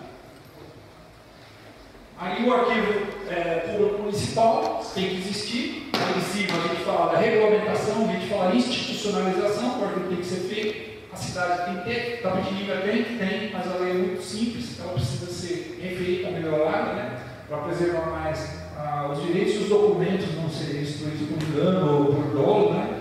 E a gente fala que sugere um sistema municipal de arquivos. Aí você vai ter o arquivo, nessas bolinhas aqui, que são minúsculas, absurdo o tamanho disso, aqui está escrito secretarias municipais, fundações, órgãos públicos, né? Geral, autarquias, até por exemplo, se for o museu aqui se transformar, o centro cultural se transformar no arquivo histórico da cidade, ele vai ser um dessas bolinhas sujeitas ao arquivo público. A gente não recomenda que o arquivo histórico seja o arquivo central, ele é só um dos arquivos, porque geralmente o arquivo tem uma natureza administrativa, né? Chato. Lá que guarda tudo, até compra. Quem está interessado numa compra do caminhão, mas está interessado, por exemplo, no prontuário dos servidores, às vezes seu pai, seu avô foi funcionário da prefeitura, você quer ir lá ver se tem um documento, para saber o período da vida que ele teve na prefeitura e tudo mais. Pode seguir. O arquivo municipal formula e implementa a gestão documental, a preservação e o acesso à informação. Então, sem arquivo público, você não pode falar em acesso e aí o pesquisador, o historiador vai achar um de documento Eu sou de Embu das Artes, é uma tristeza dizer, mas a cidade não tem aquele público. A nossa cidade foi fundada em 18 de julho de 1554, no mesmo ano da cidade de São Paulo. A nossa cidade não tem aquilo, quase todos os documentos que nós deveríamos ter nos nossos arquivos se perderam. Né? E a Constituição Federal, ela defende e exige a proteção do patrimônio histórico e cultural local, o município também. O motor dizia que o cidadão não mora na União nem no Estado, ele mora no município. Né? Lembra do motor? Assegurar a gestão de documentos públicos, pode seguir. Você viu? É rapidinho. A Lei Nacional de Arquivos, ela é de 1991. Lá está dizendo que a prefeitura tem que constituir um arquivo público. E arquivo público, eu já falei, não é um armário cheio de papel dentro. Toda a prefeitura tem armário com os papéis, depois que os processos passam. Mandou o ofício, acabou, fechou o fim do ano. A Câmara que gosta, né? Quem virou ex-vereador aí tinha. Eles fazem livro dos livros então, ofícios enviados, ofícios recebidos, indicação, requerimento, moção, aquele monte de livro, né? Que beleza, né? Mas, no institucionalizou o arquivo, o cara vai lá e fala, eu quero ver a indicação do meu pai, que foi vereador em 1948. Ele falou assim, não, para que você quer ver isso? E é um crime não dar esse acesso. Ele tem sim o direito de ir lá e olhar esse documento. Pode seguir. A Câmara também tem que regulamentar, não é só a prefeitura não. Assegurar o acesso do porque aí veio a lei federal de acesso à informação, que era de 91, desde 91 a prefeitura de todos os municípios do Brasil tinha que ter o seu arquivo. Não tem. Então, em 2011 veio a lei 2527 que fala que é uma nova lei de arquivos, porque ela vem falar como é que o cidadão tem direito de acesso ao documento. E era informação à prefeitura, para qualquer coisa, gente, até para o buraco que a prefeitura tem lá que não tapou o buraco. Ou até um documento histórico. E as pessoas não sabem ter esse direito. Né? E a gente vai falar para o município tem direito. Por isso que no arquivo do Estado, a pessoa chega lá, nós atendemos e damos acesso. Porque imagina você viajar para São Paulo e falar, hoje não tem, hoje não dá, não posso te atender hoje. Não é, isso é crime, gente. Nós somos servidor público, nós temos a obrigação de dar informação para vocês. Não estou fazendo o seu bonzinho. Né? E a lei regulamentaram a lei do acesso, e Itapetininga regulamentou um decreto aí da prefeitura, Itapetininga, muito completo, esse será diferente da lei de arquivo que está fraca, a lei de acesso de 2012 de vocês, ou 13, o decreto tem uma cópia também, ele foi regulamentado, o prefeito regulamentou, o prefeito da época, acho que até foi o falecido que regulamentou, se eu não estou enganado. Isso. E aí, essa regulamentação tem umas 8 páginas, ela está já bonitinha como você faz para obter uma informação da prefeitura. Seja para fiscalizar os atos do prefeito, saber que você está desviando do público e tal, seja para só ter uma informação do documento que você tem interesse. E é através, do Serviço de Informação Cidadã. Se a prefeitura regulamentou aqui em Itapetininga a lei de acesso, mas não criou o sítio da prefeitura, está faltando fazer isso. Pode ser. E aí, só para vocês verem o fluxo que tem nesse negócio da lei de acesso, a Lei Federal 2527, a Prefeitura regulamenta, cria o SIC, faz de recurso, classificação de sigilo e transparência ativa. Eu vou dizer o que é isso bem rápido. Como é que faz isso? O SIC é o Serviço de Informação. Você vai lá na Prefeitura, tem que ter um serviço lá e você pega o protocolo do seu pedido. Você pode pedir de boca, o cara anota o computador. Se você é um cidadão simples, que não sabe nada de computador, como é que eles vão exigir que você chegue lá com papel escrito para pedir o seu documento? Você pode ir de boca, o SIC, uma pessoa que está treinada para anotar o que você quer, transformar isso em protocolo eletrônico e entregar para você ter um prazo de 30 dias para receber essa informação. É 20 mais 10. Pode prorrogar se tiver difícil encontrar a informação. Faz de recurso. Não, o senhor vai ver esse documento. Você tem que ter um direito de recurso para esse documento ser entregue para você. Classificação do sigilo. Não, esse documento é sigiloso. E no Brasil tem um princípio que a regra é o documento seja público. E o sigilo é exceção. Não vai ver porque eu não quero. Não pode. A exceção é muito pouca coisa. Em prefeitura ainda não temos ainda. Né? Que é o documento que seja perigo para a defesa da sociedade e do Estado, né? Cause risco à divulgação. Por exemplo, no metrô, documentos sensíveis que a gente fala. O cara quer as plantas do subterrâneo do metrô. Para quê?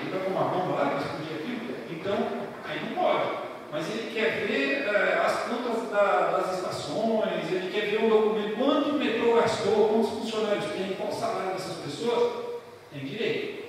Né? E a gente tinha um embate com o metrô até no ano passado, vocês viram vários problemas que o Estado enfrentou no ano passado, e que é o seguinte, a Sabesp estava com o problema da crise da água. Aí um cara comigo foi lá e falou, quero ver os documentos da situação da água no Estado. Aí essa vai que não vou te dar uma informação, é sigilosa. Aqui eram os grandes fornecedores, os grandes consumidores de água. Porque o cara descobriu que o shopping center em São Paulo, ele paga menos água quanto mais ele consumir, porque ele é um cliente VIP. Né? Isso vale para o senhor. O senhor vai para a Europa todo ano, uma vez com a sua senhora. Você está aposentado, o senhor tem uma boa renda. Aí a empresa aérea te dá o quê? Aquela milhagem. O cidadão tem esse direito. Né? Mas aí uma companhia pegou e ela vai reduzir o valor da água e vai, o cidadão comum ter uma água mais cara do que uma empresa. Não faz muito sentido, né? Pode ser, né? Talvez essa peça prepara, não, mas o nosso faturamento em grande medida se dá pela. Mas ela tem que explicar, ela precisa explicar. Ela pode até ter essa política, a gente achar injusto, que uma empresa pague menos água do que eu pago, ou o cidadão comum. Mas o que não pode é esconder essa informação do cidadão. E aí deu uma grande confusão e o governo do Estado falou, não, dá informação do cidadão. Depois de muita polêmica. E outros são os BOs de delegacia de polícia, deu uma puta briga também, e deu uma outra situação, o metrô que tinha 100% dos seus documentos sigilosos. E nós, aqui no Estado, somos órgão normativo, fomos ao metrô e dissemos, não é razoável, vocês não podem ter 100% de documento sigiloso. Né? Como é que pode? Vai tirar xerox. Requisição de xerox, tirou quantas mil xerox? Eu quero saber quantos mil xerox que o metrô tirou no ano passado. Não, é sigiloso. Não é possível que isso seja sigiloso. Né? Quantos funcionários terceirizados trabalham no metrô de São Paulo? Eu tenho direito. Qual o salário dos diretores? Direito público. O salário de qualquer servidor público, aqui da Tapetininga até a Brasília, até da presidente Dilma, é direito do cidadão saber. Me incomoda, mas se vocês quiserem saber o salário, vocês entram lá no arquivo do Estado, vocês vão saber. Uso sempre a vida, né? Por quê? Porque isso foi determinado pela informação pública, que foi usado dinheiro público. Tá bom? Aqui, transparência ativa, essa última tirolinha aqui, é o site da prefeitura. E um monte de informação que é obrigatória, tem que estar no site. O cidadão não precisa pedir. Como, por exemplo, contratos. A prefeitura tem que publicar o extrato de todos os contratos públicos. Tem que estar lá na internet, e às vezes não está. Então, o salário do servidor da prefeitura, você quer saber o salário, e é o nome do cara, o salário do cara. Não é assim, uma tabela de vencimento, seu nome de ninguém. Tem que ter o nome da pessoa e o salário dela. Vocês têm uma ideia, as prefeituras contestam judicialmente, todas perdem. Eu sei o salário do Lewandowski. Se entrar no STF, lá você sabe, está lá o salário do cara, está lá. Se o STF publica seus salários, como é que a prefeitura vai dizer que não pode? Né? Então, são informações públicas. Infelizmente, às vezes as pessoas têm medo de um assalto, coisa desse tipo, né? Falam, veio o governo 35 mil, secretário municipal da Tapetininga, é muito dinheiro, não? Pode passar. Mas não é verdade, né? Eu estou só dando um exemplo falso para vocês. É a natureza do governo. É claro que eles ganham muito mal, coitados. São acesso imediato às informações de documentos públicos, preservação de documentos que integram o patrimônio documental do município, são alguns dos benefícios da gestão de documentos. E aí começa a entrar a questão do patrimônio documental, você já está falando do histórico que a gente fala, né? Pode seguir. Está quase acabando. Eliminação do TBO de documentos, né? Documento desprovido de valor, assim, que justifique a guarda, ele precisa ser eliminado. Não dá para você ficar pilhando papel da prefeitura também de coisas inúteis. Né? É a tal requisição de xerox. Né? É o cara do almoxarifado, aquele negócio de controle de combustível. Isso acabou lá o prazo do Tribunal de Contas para fiscalização do gasto de combustível da prefeitura. O que interessa? Nenhum pesquisador de história que não seja maluco vai querer saber o controle de combustível, construir, a não ser o período que isso pode se tornar um crime, que foi um abuso. O prefeito consumiu 1 milhão de litros de gasolina, dá para 1 milhão por litro, está 12 mil vezes, né? Então, aí é só para isso. Transparência das ações, agilidade do processo de tomar decisões. Você não acha o documento, colocarei porque você precisa que me encontre, isso atrasa as decisões do governo, né? E a transparência das ações administrativas, que nós estamos falando muito de transparência, né? Pode ir. O Centro de Assistência aos Municípios, que é onde eu trabalho, tem algumas atribuições. Ele é responsável por prestar orientações técnicas às prefeituras e câmaras municipais, né? Na questão e coordenar o programa de institucionalização de arquivos municipais do Estado, para a gente falar para o prefeito, faça seu arquivo público para a população ter direito de acesso a essas informações. Pode seguir. E promover a institucionalização de arquivos, já falei disso, a gestão, política de gestão, preservação e acesso à informação. Eu gosto mais dessa do acesso à informação, né? Pode, tudo que está, como dizia o Norberto Bobbio, né? Tudo que está oculto, escondido, não é bom para a democracia, né? E quem pode obter a orientação técnica, gestores, servidores municipais, prefeituras e câmaras. Na verdade, a gente também atende cidadãos comuns de outros estados. Eu atendi outro dia Cariacica, no Espírito Santo, e uma outra cidade de Minas Gerais, Andradas. Tem um pedido de Andradas que chegou para mim lá, e a gente acaba atendendo. Não é uma obrigação nossa, mas a gente atende. O cara de Andradas falou, eu ligo para Belo Horizonte, quem me atende, eu ligo para vocês. Então tá, sério. A equipe do campo presta orientação gratuita, individualizada, reuniões. Isso é o que a gente faz lá cotidianamente para todo mundo da prefeitura que quiser nos visitar, mas os cidadãos que estão aqui também vai ser um prazer recebê-los lá se vocês nos visitarem, tá bom? Sensibilização de autoridades, é o que eu estou tentando fazer agora. Elaboração de diagnósticos, projetos, quanto aspectos pertinentes à gestão, preservação, acesso a documentos e informações, encontros regionais. A gente fez já vários encontros regionais. Quando tem encontro, a gente avisa aqui a cultura e a prefeitura, e aí ela pode, o cidadão e os funcionários públicos podem ir nesses eventos e tem justificativa até para a prefeitura liberar o ponto e pagar diária para a pessoa viajar. O Tribunal de Contas ele está conosco nesses eventos e não é na praia, é evento nas regiões administrativas. Então, congresso, você sabe que vereador agora congresso foi para a praia. Né? E na verdade os nossos são de trabalho. E vocês são bem-vindos, e a prefeitura não pode dizer, você não pode viajar porque o tribunal não deixa. O tribunal vai estar nesses eventos conosco. Pode ser. Diagnosticar a situação, né? A orientação que a gente dá para o município diagnosticar a situação do arquivo, mensurar a produção documental. Eu fui no arquivo de São Paulo outro dia deve ter posto uma foto. Eles têm 3 galpões com quase 200 metros de comprimento cada um. São mais documentos que nós temos no arquivo do Estado, que eles não eliminam a desgraça. É um mar de papel. Você imagina subir uma rampa, assim, ou subir um mezanino, você vê pacotes de papel empilhados a perder de vista uma mancha branca gigantesca, assim. Um quarteirão e meio, e são 3 galpões. O terceiro começou a ser enchido agora. E eles estão pedindo ajuda do governo do Estado para tentar fazer a solução desse problema deles.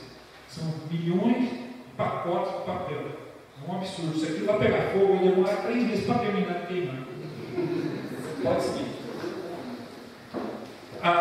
Criar o arquivo, elaborar e oficializar esse documento legal, a instituição será responsável por formular essa política. Né? Pode seguir.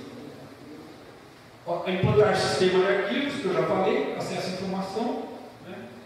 Quando a gente faz isso para treinar, eu não vou ficar treinando vocês, vocês têm uma obrigação de aguentar isso. Então vamos em frente. Instalar o arquivo para organizar o seu plano de funcionamento. Pode seguir. Implementar a política de gestão e acesso, que eu gosto disso, que é o cidadão se apoderar, ter o direito de ter um documento público para ele olhar, e tem sim o direito. Esse cara é o chato, porque tem um chato de prefeitura, né? É aquele cidadão que vai lá pedir informação toda semana. Ou vai na Câmara lá, fica na primeira fila lá, xingando o vereador. É direito dele. O vereador que aguente. Ele foi eleito para ser meu servidor. Ele é meu funcionário. O vereador pensa que ele se serve do poder, mas ele é meu servidor, ele é serviço público. Não é se servir do público. Né? Então a gente está invertendo isso no Brasil. Né? Eles vão lá se servir. Você viu a Petrobras, a desgraça que aconteceu. Esse conceito é completamente criminoso. O serviço público somos nós que temos que servi-los. Nós temos a obrigação de servir o cidadão. E então, aquele senhor chato, ele tem que ir lá toda a paciência atendendo. Se ele for 100 vezes lá, né? É direito dele. Regulamentar de acesso, vocês já regulamentaram a prefeitura, então procurem quem estiver curioso, pede uma cópia desse documento para a prefeitura. Sério.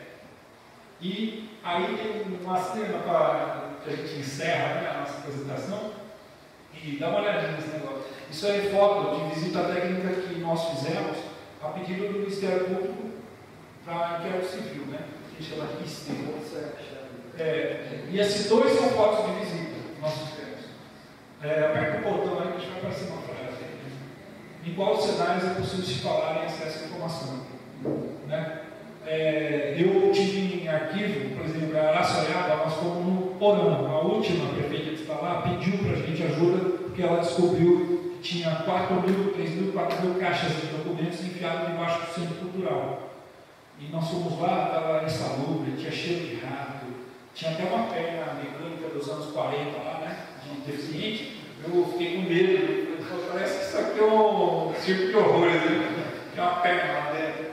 E a gente achou até jacaré parado já dentro do arquivo, saguizinho, em Ribeirão Preto tinha um monte de sagui no arquivo, eles estavam em cima das caixas, mijando de carinho em cima das caixas. Ninguém me ouça. Então, nós fomos lá e o que aconteceu? Eu perguntei para o cidadão lá, né, meu Deus, o que está acontecendo? O que vocês estão fazendo em relação aos saguis? Tinha mais de 30 macaquinhos dentro do arquivo. Porque eles entraram porque lá era um galpão inadequado, tinha buracos que pombo e macaco entravam, né?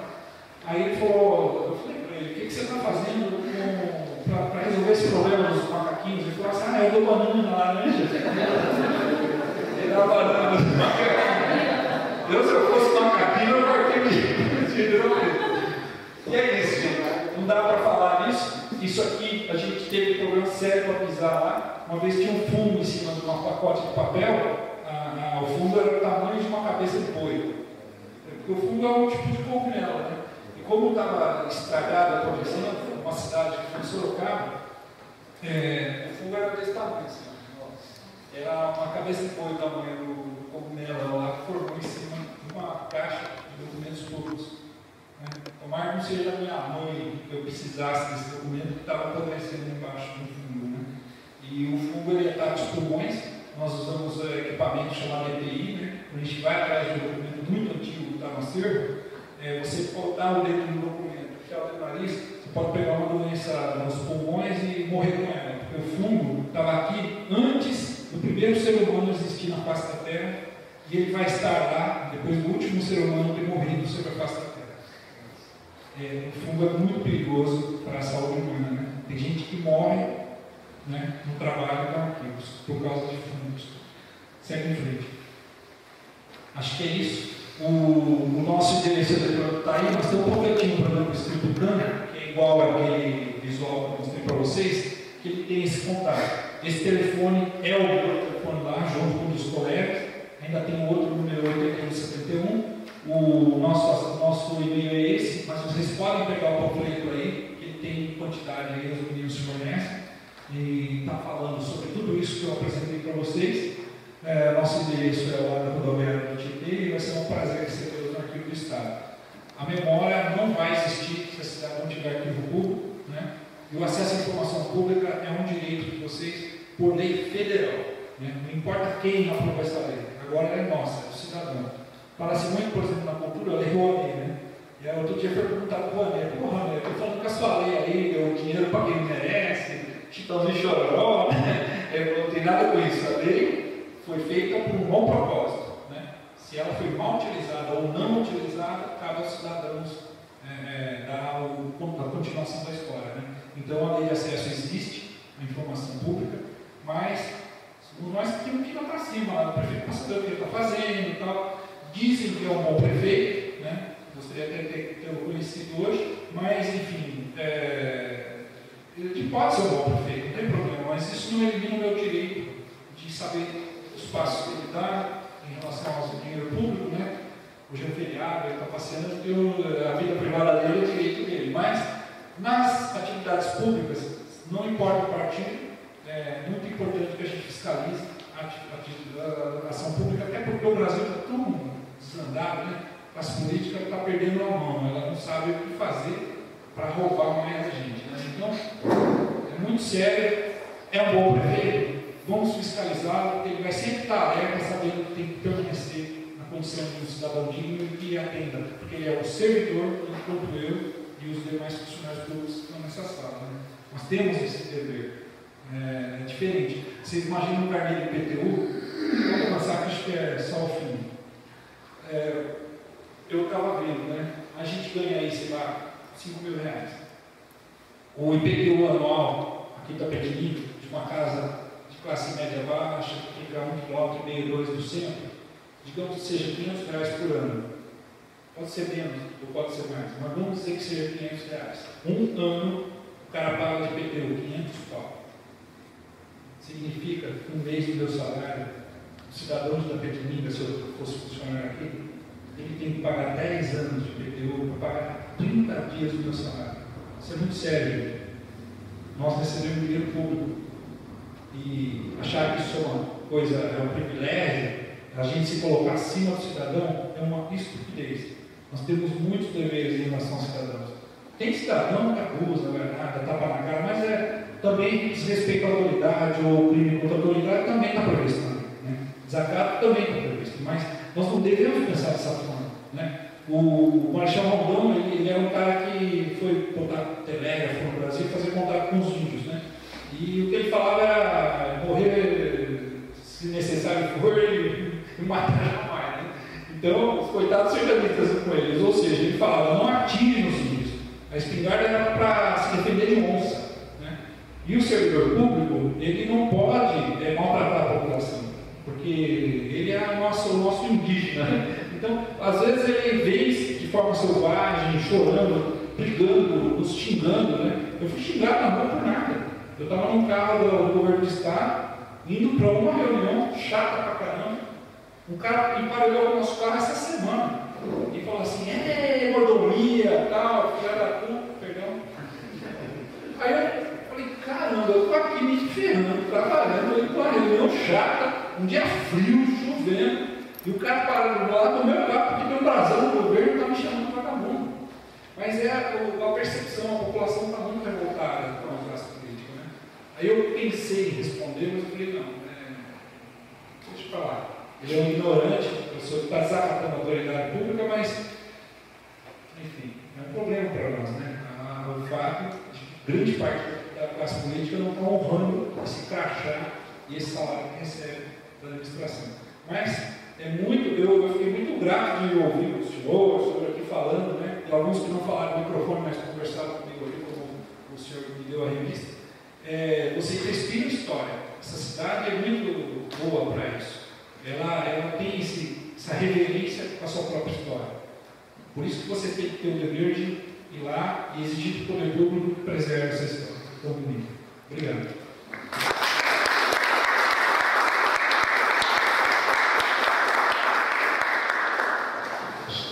Bom, a gente chega ao fim. Agradecer a todos, agradecer ao secretário da Cultura. Uma pergunta. Boa pergunta. Isso.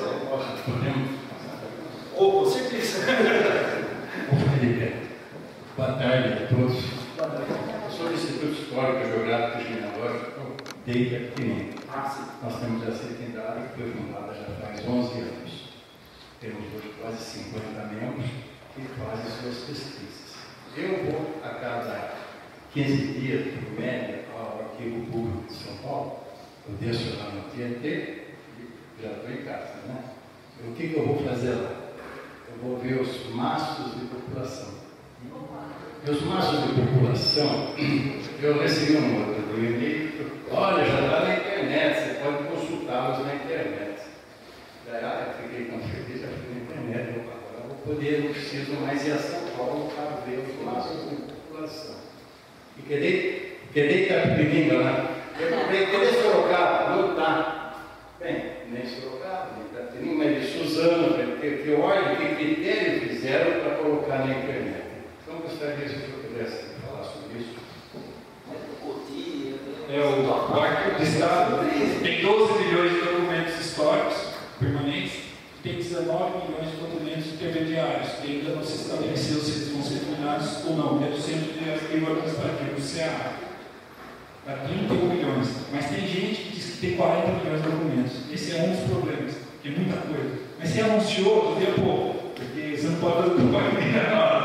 Eu posso verificar para o senhor, enquanto o senhor pode nos cobrar isso, manda para a gente uma solicitação de informação, porque os documentos não estão na internet, né?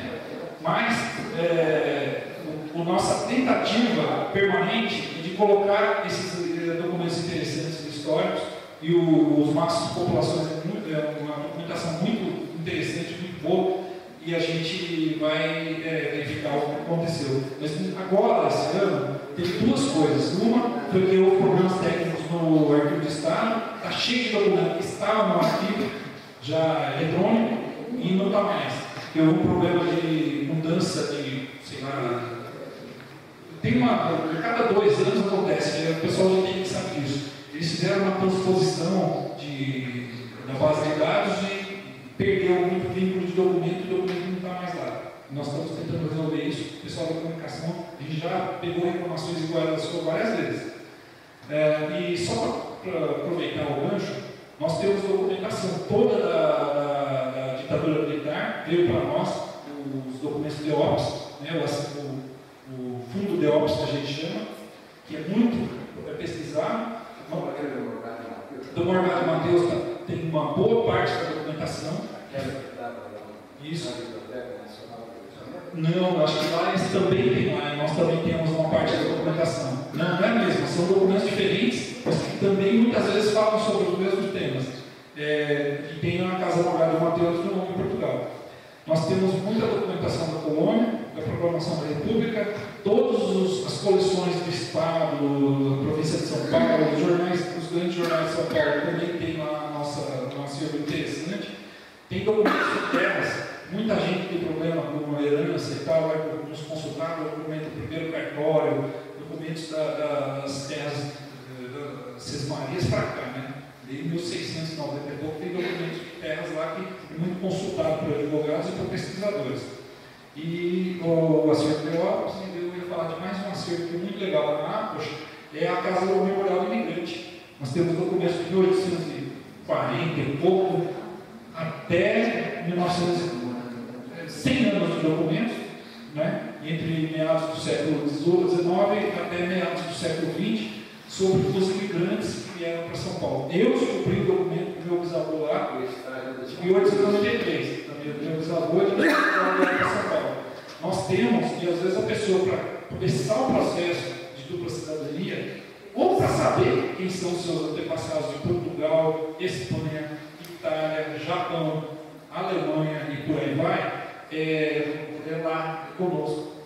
Tem muita requisição desses documentos lá também. É muito bom saber que nós temos essa documentação do certidão de desembarque, que eles falam.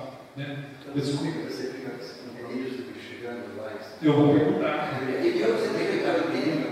O máximo de população, não vou esquecer. O desembarque é de 82 a 1882. Os meus vieram antes, aí não tem.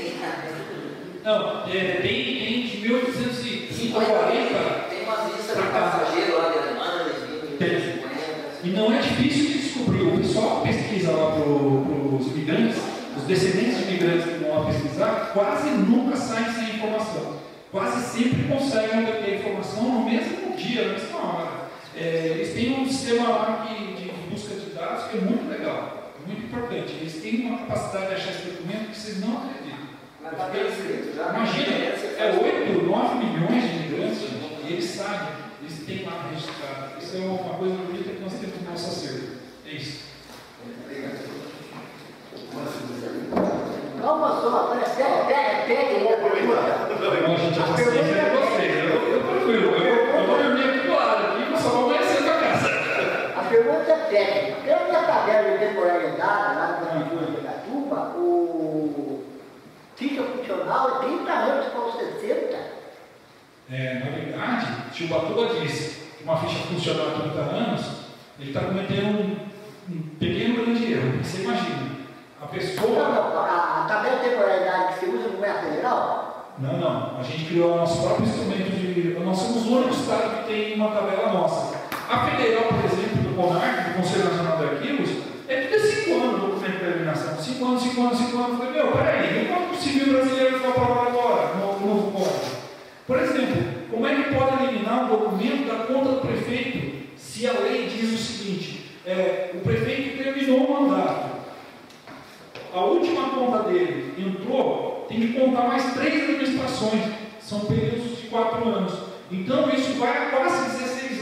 você guardar. Como é que você fala aqui? Lá no Arquivo Nacional você olha, um documento contábil é 5 anos. É contra a lei, porque a lei não permite que um documento contábil seja destruído, principalmente se fizer parte das contas do prefeito, por 12 anos depois do encerramento. Então, o nosso livro de dizer quanto tempo o documento deve durar é o Código Civil Brasileiro, o Código Penal, a Constituição Federal, os decretos do governo do Estado, a Constituição do Estado.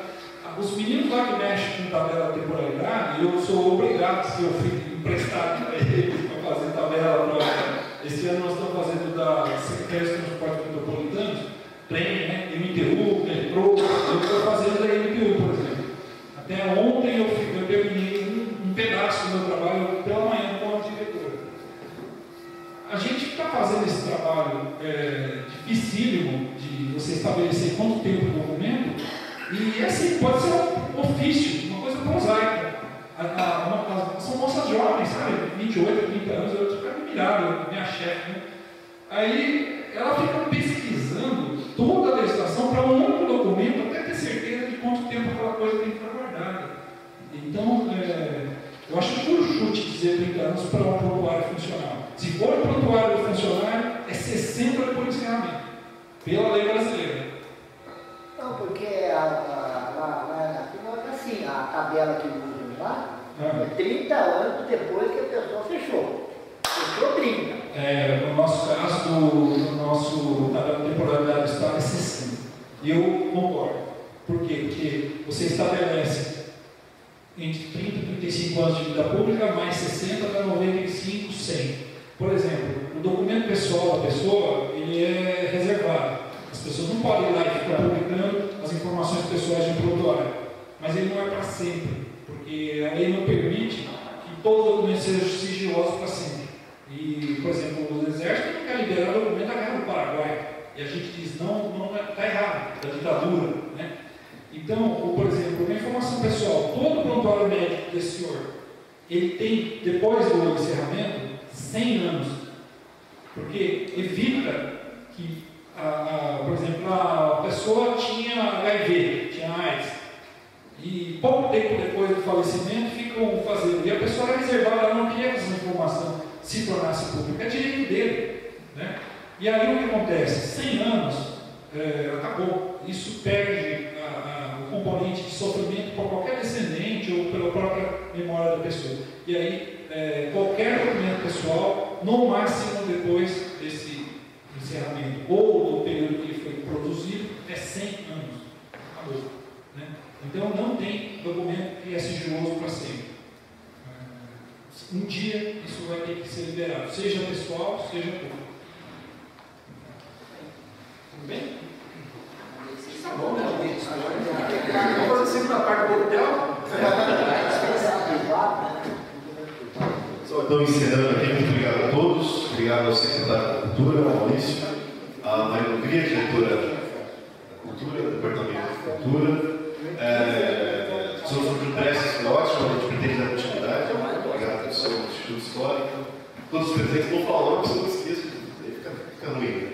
Mas enfim, obrigado a todos e vamos continuar essa discussão. A história do produto humano, né? Um caleidoscópio sem fim, cada hora você tem uma versão, um fato, uma pluralidade de olhares, de sensações, de paixões, de racionalidade. Júlio Prestes ainda repetir grande sempre vai ser pensado e preservado na memória de quem nasceu aqui ou passa por aqui. Boa noite a todos. Márcio, muito obrigado. É isso. Esse café.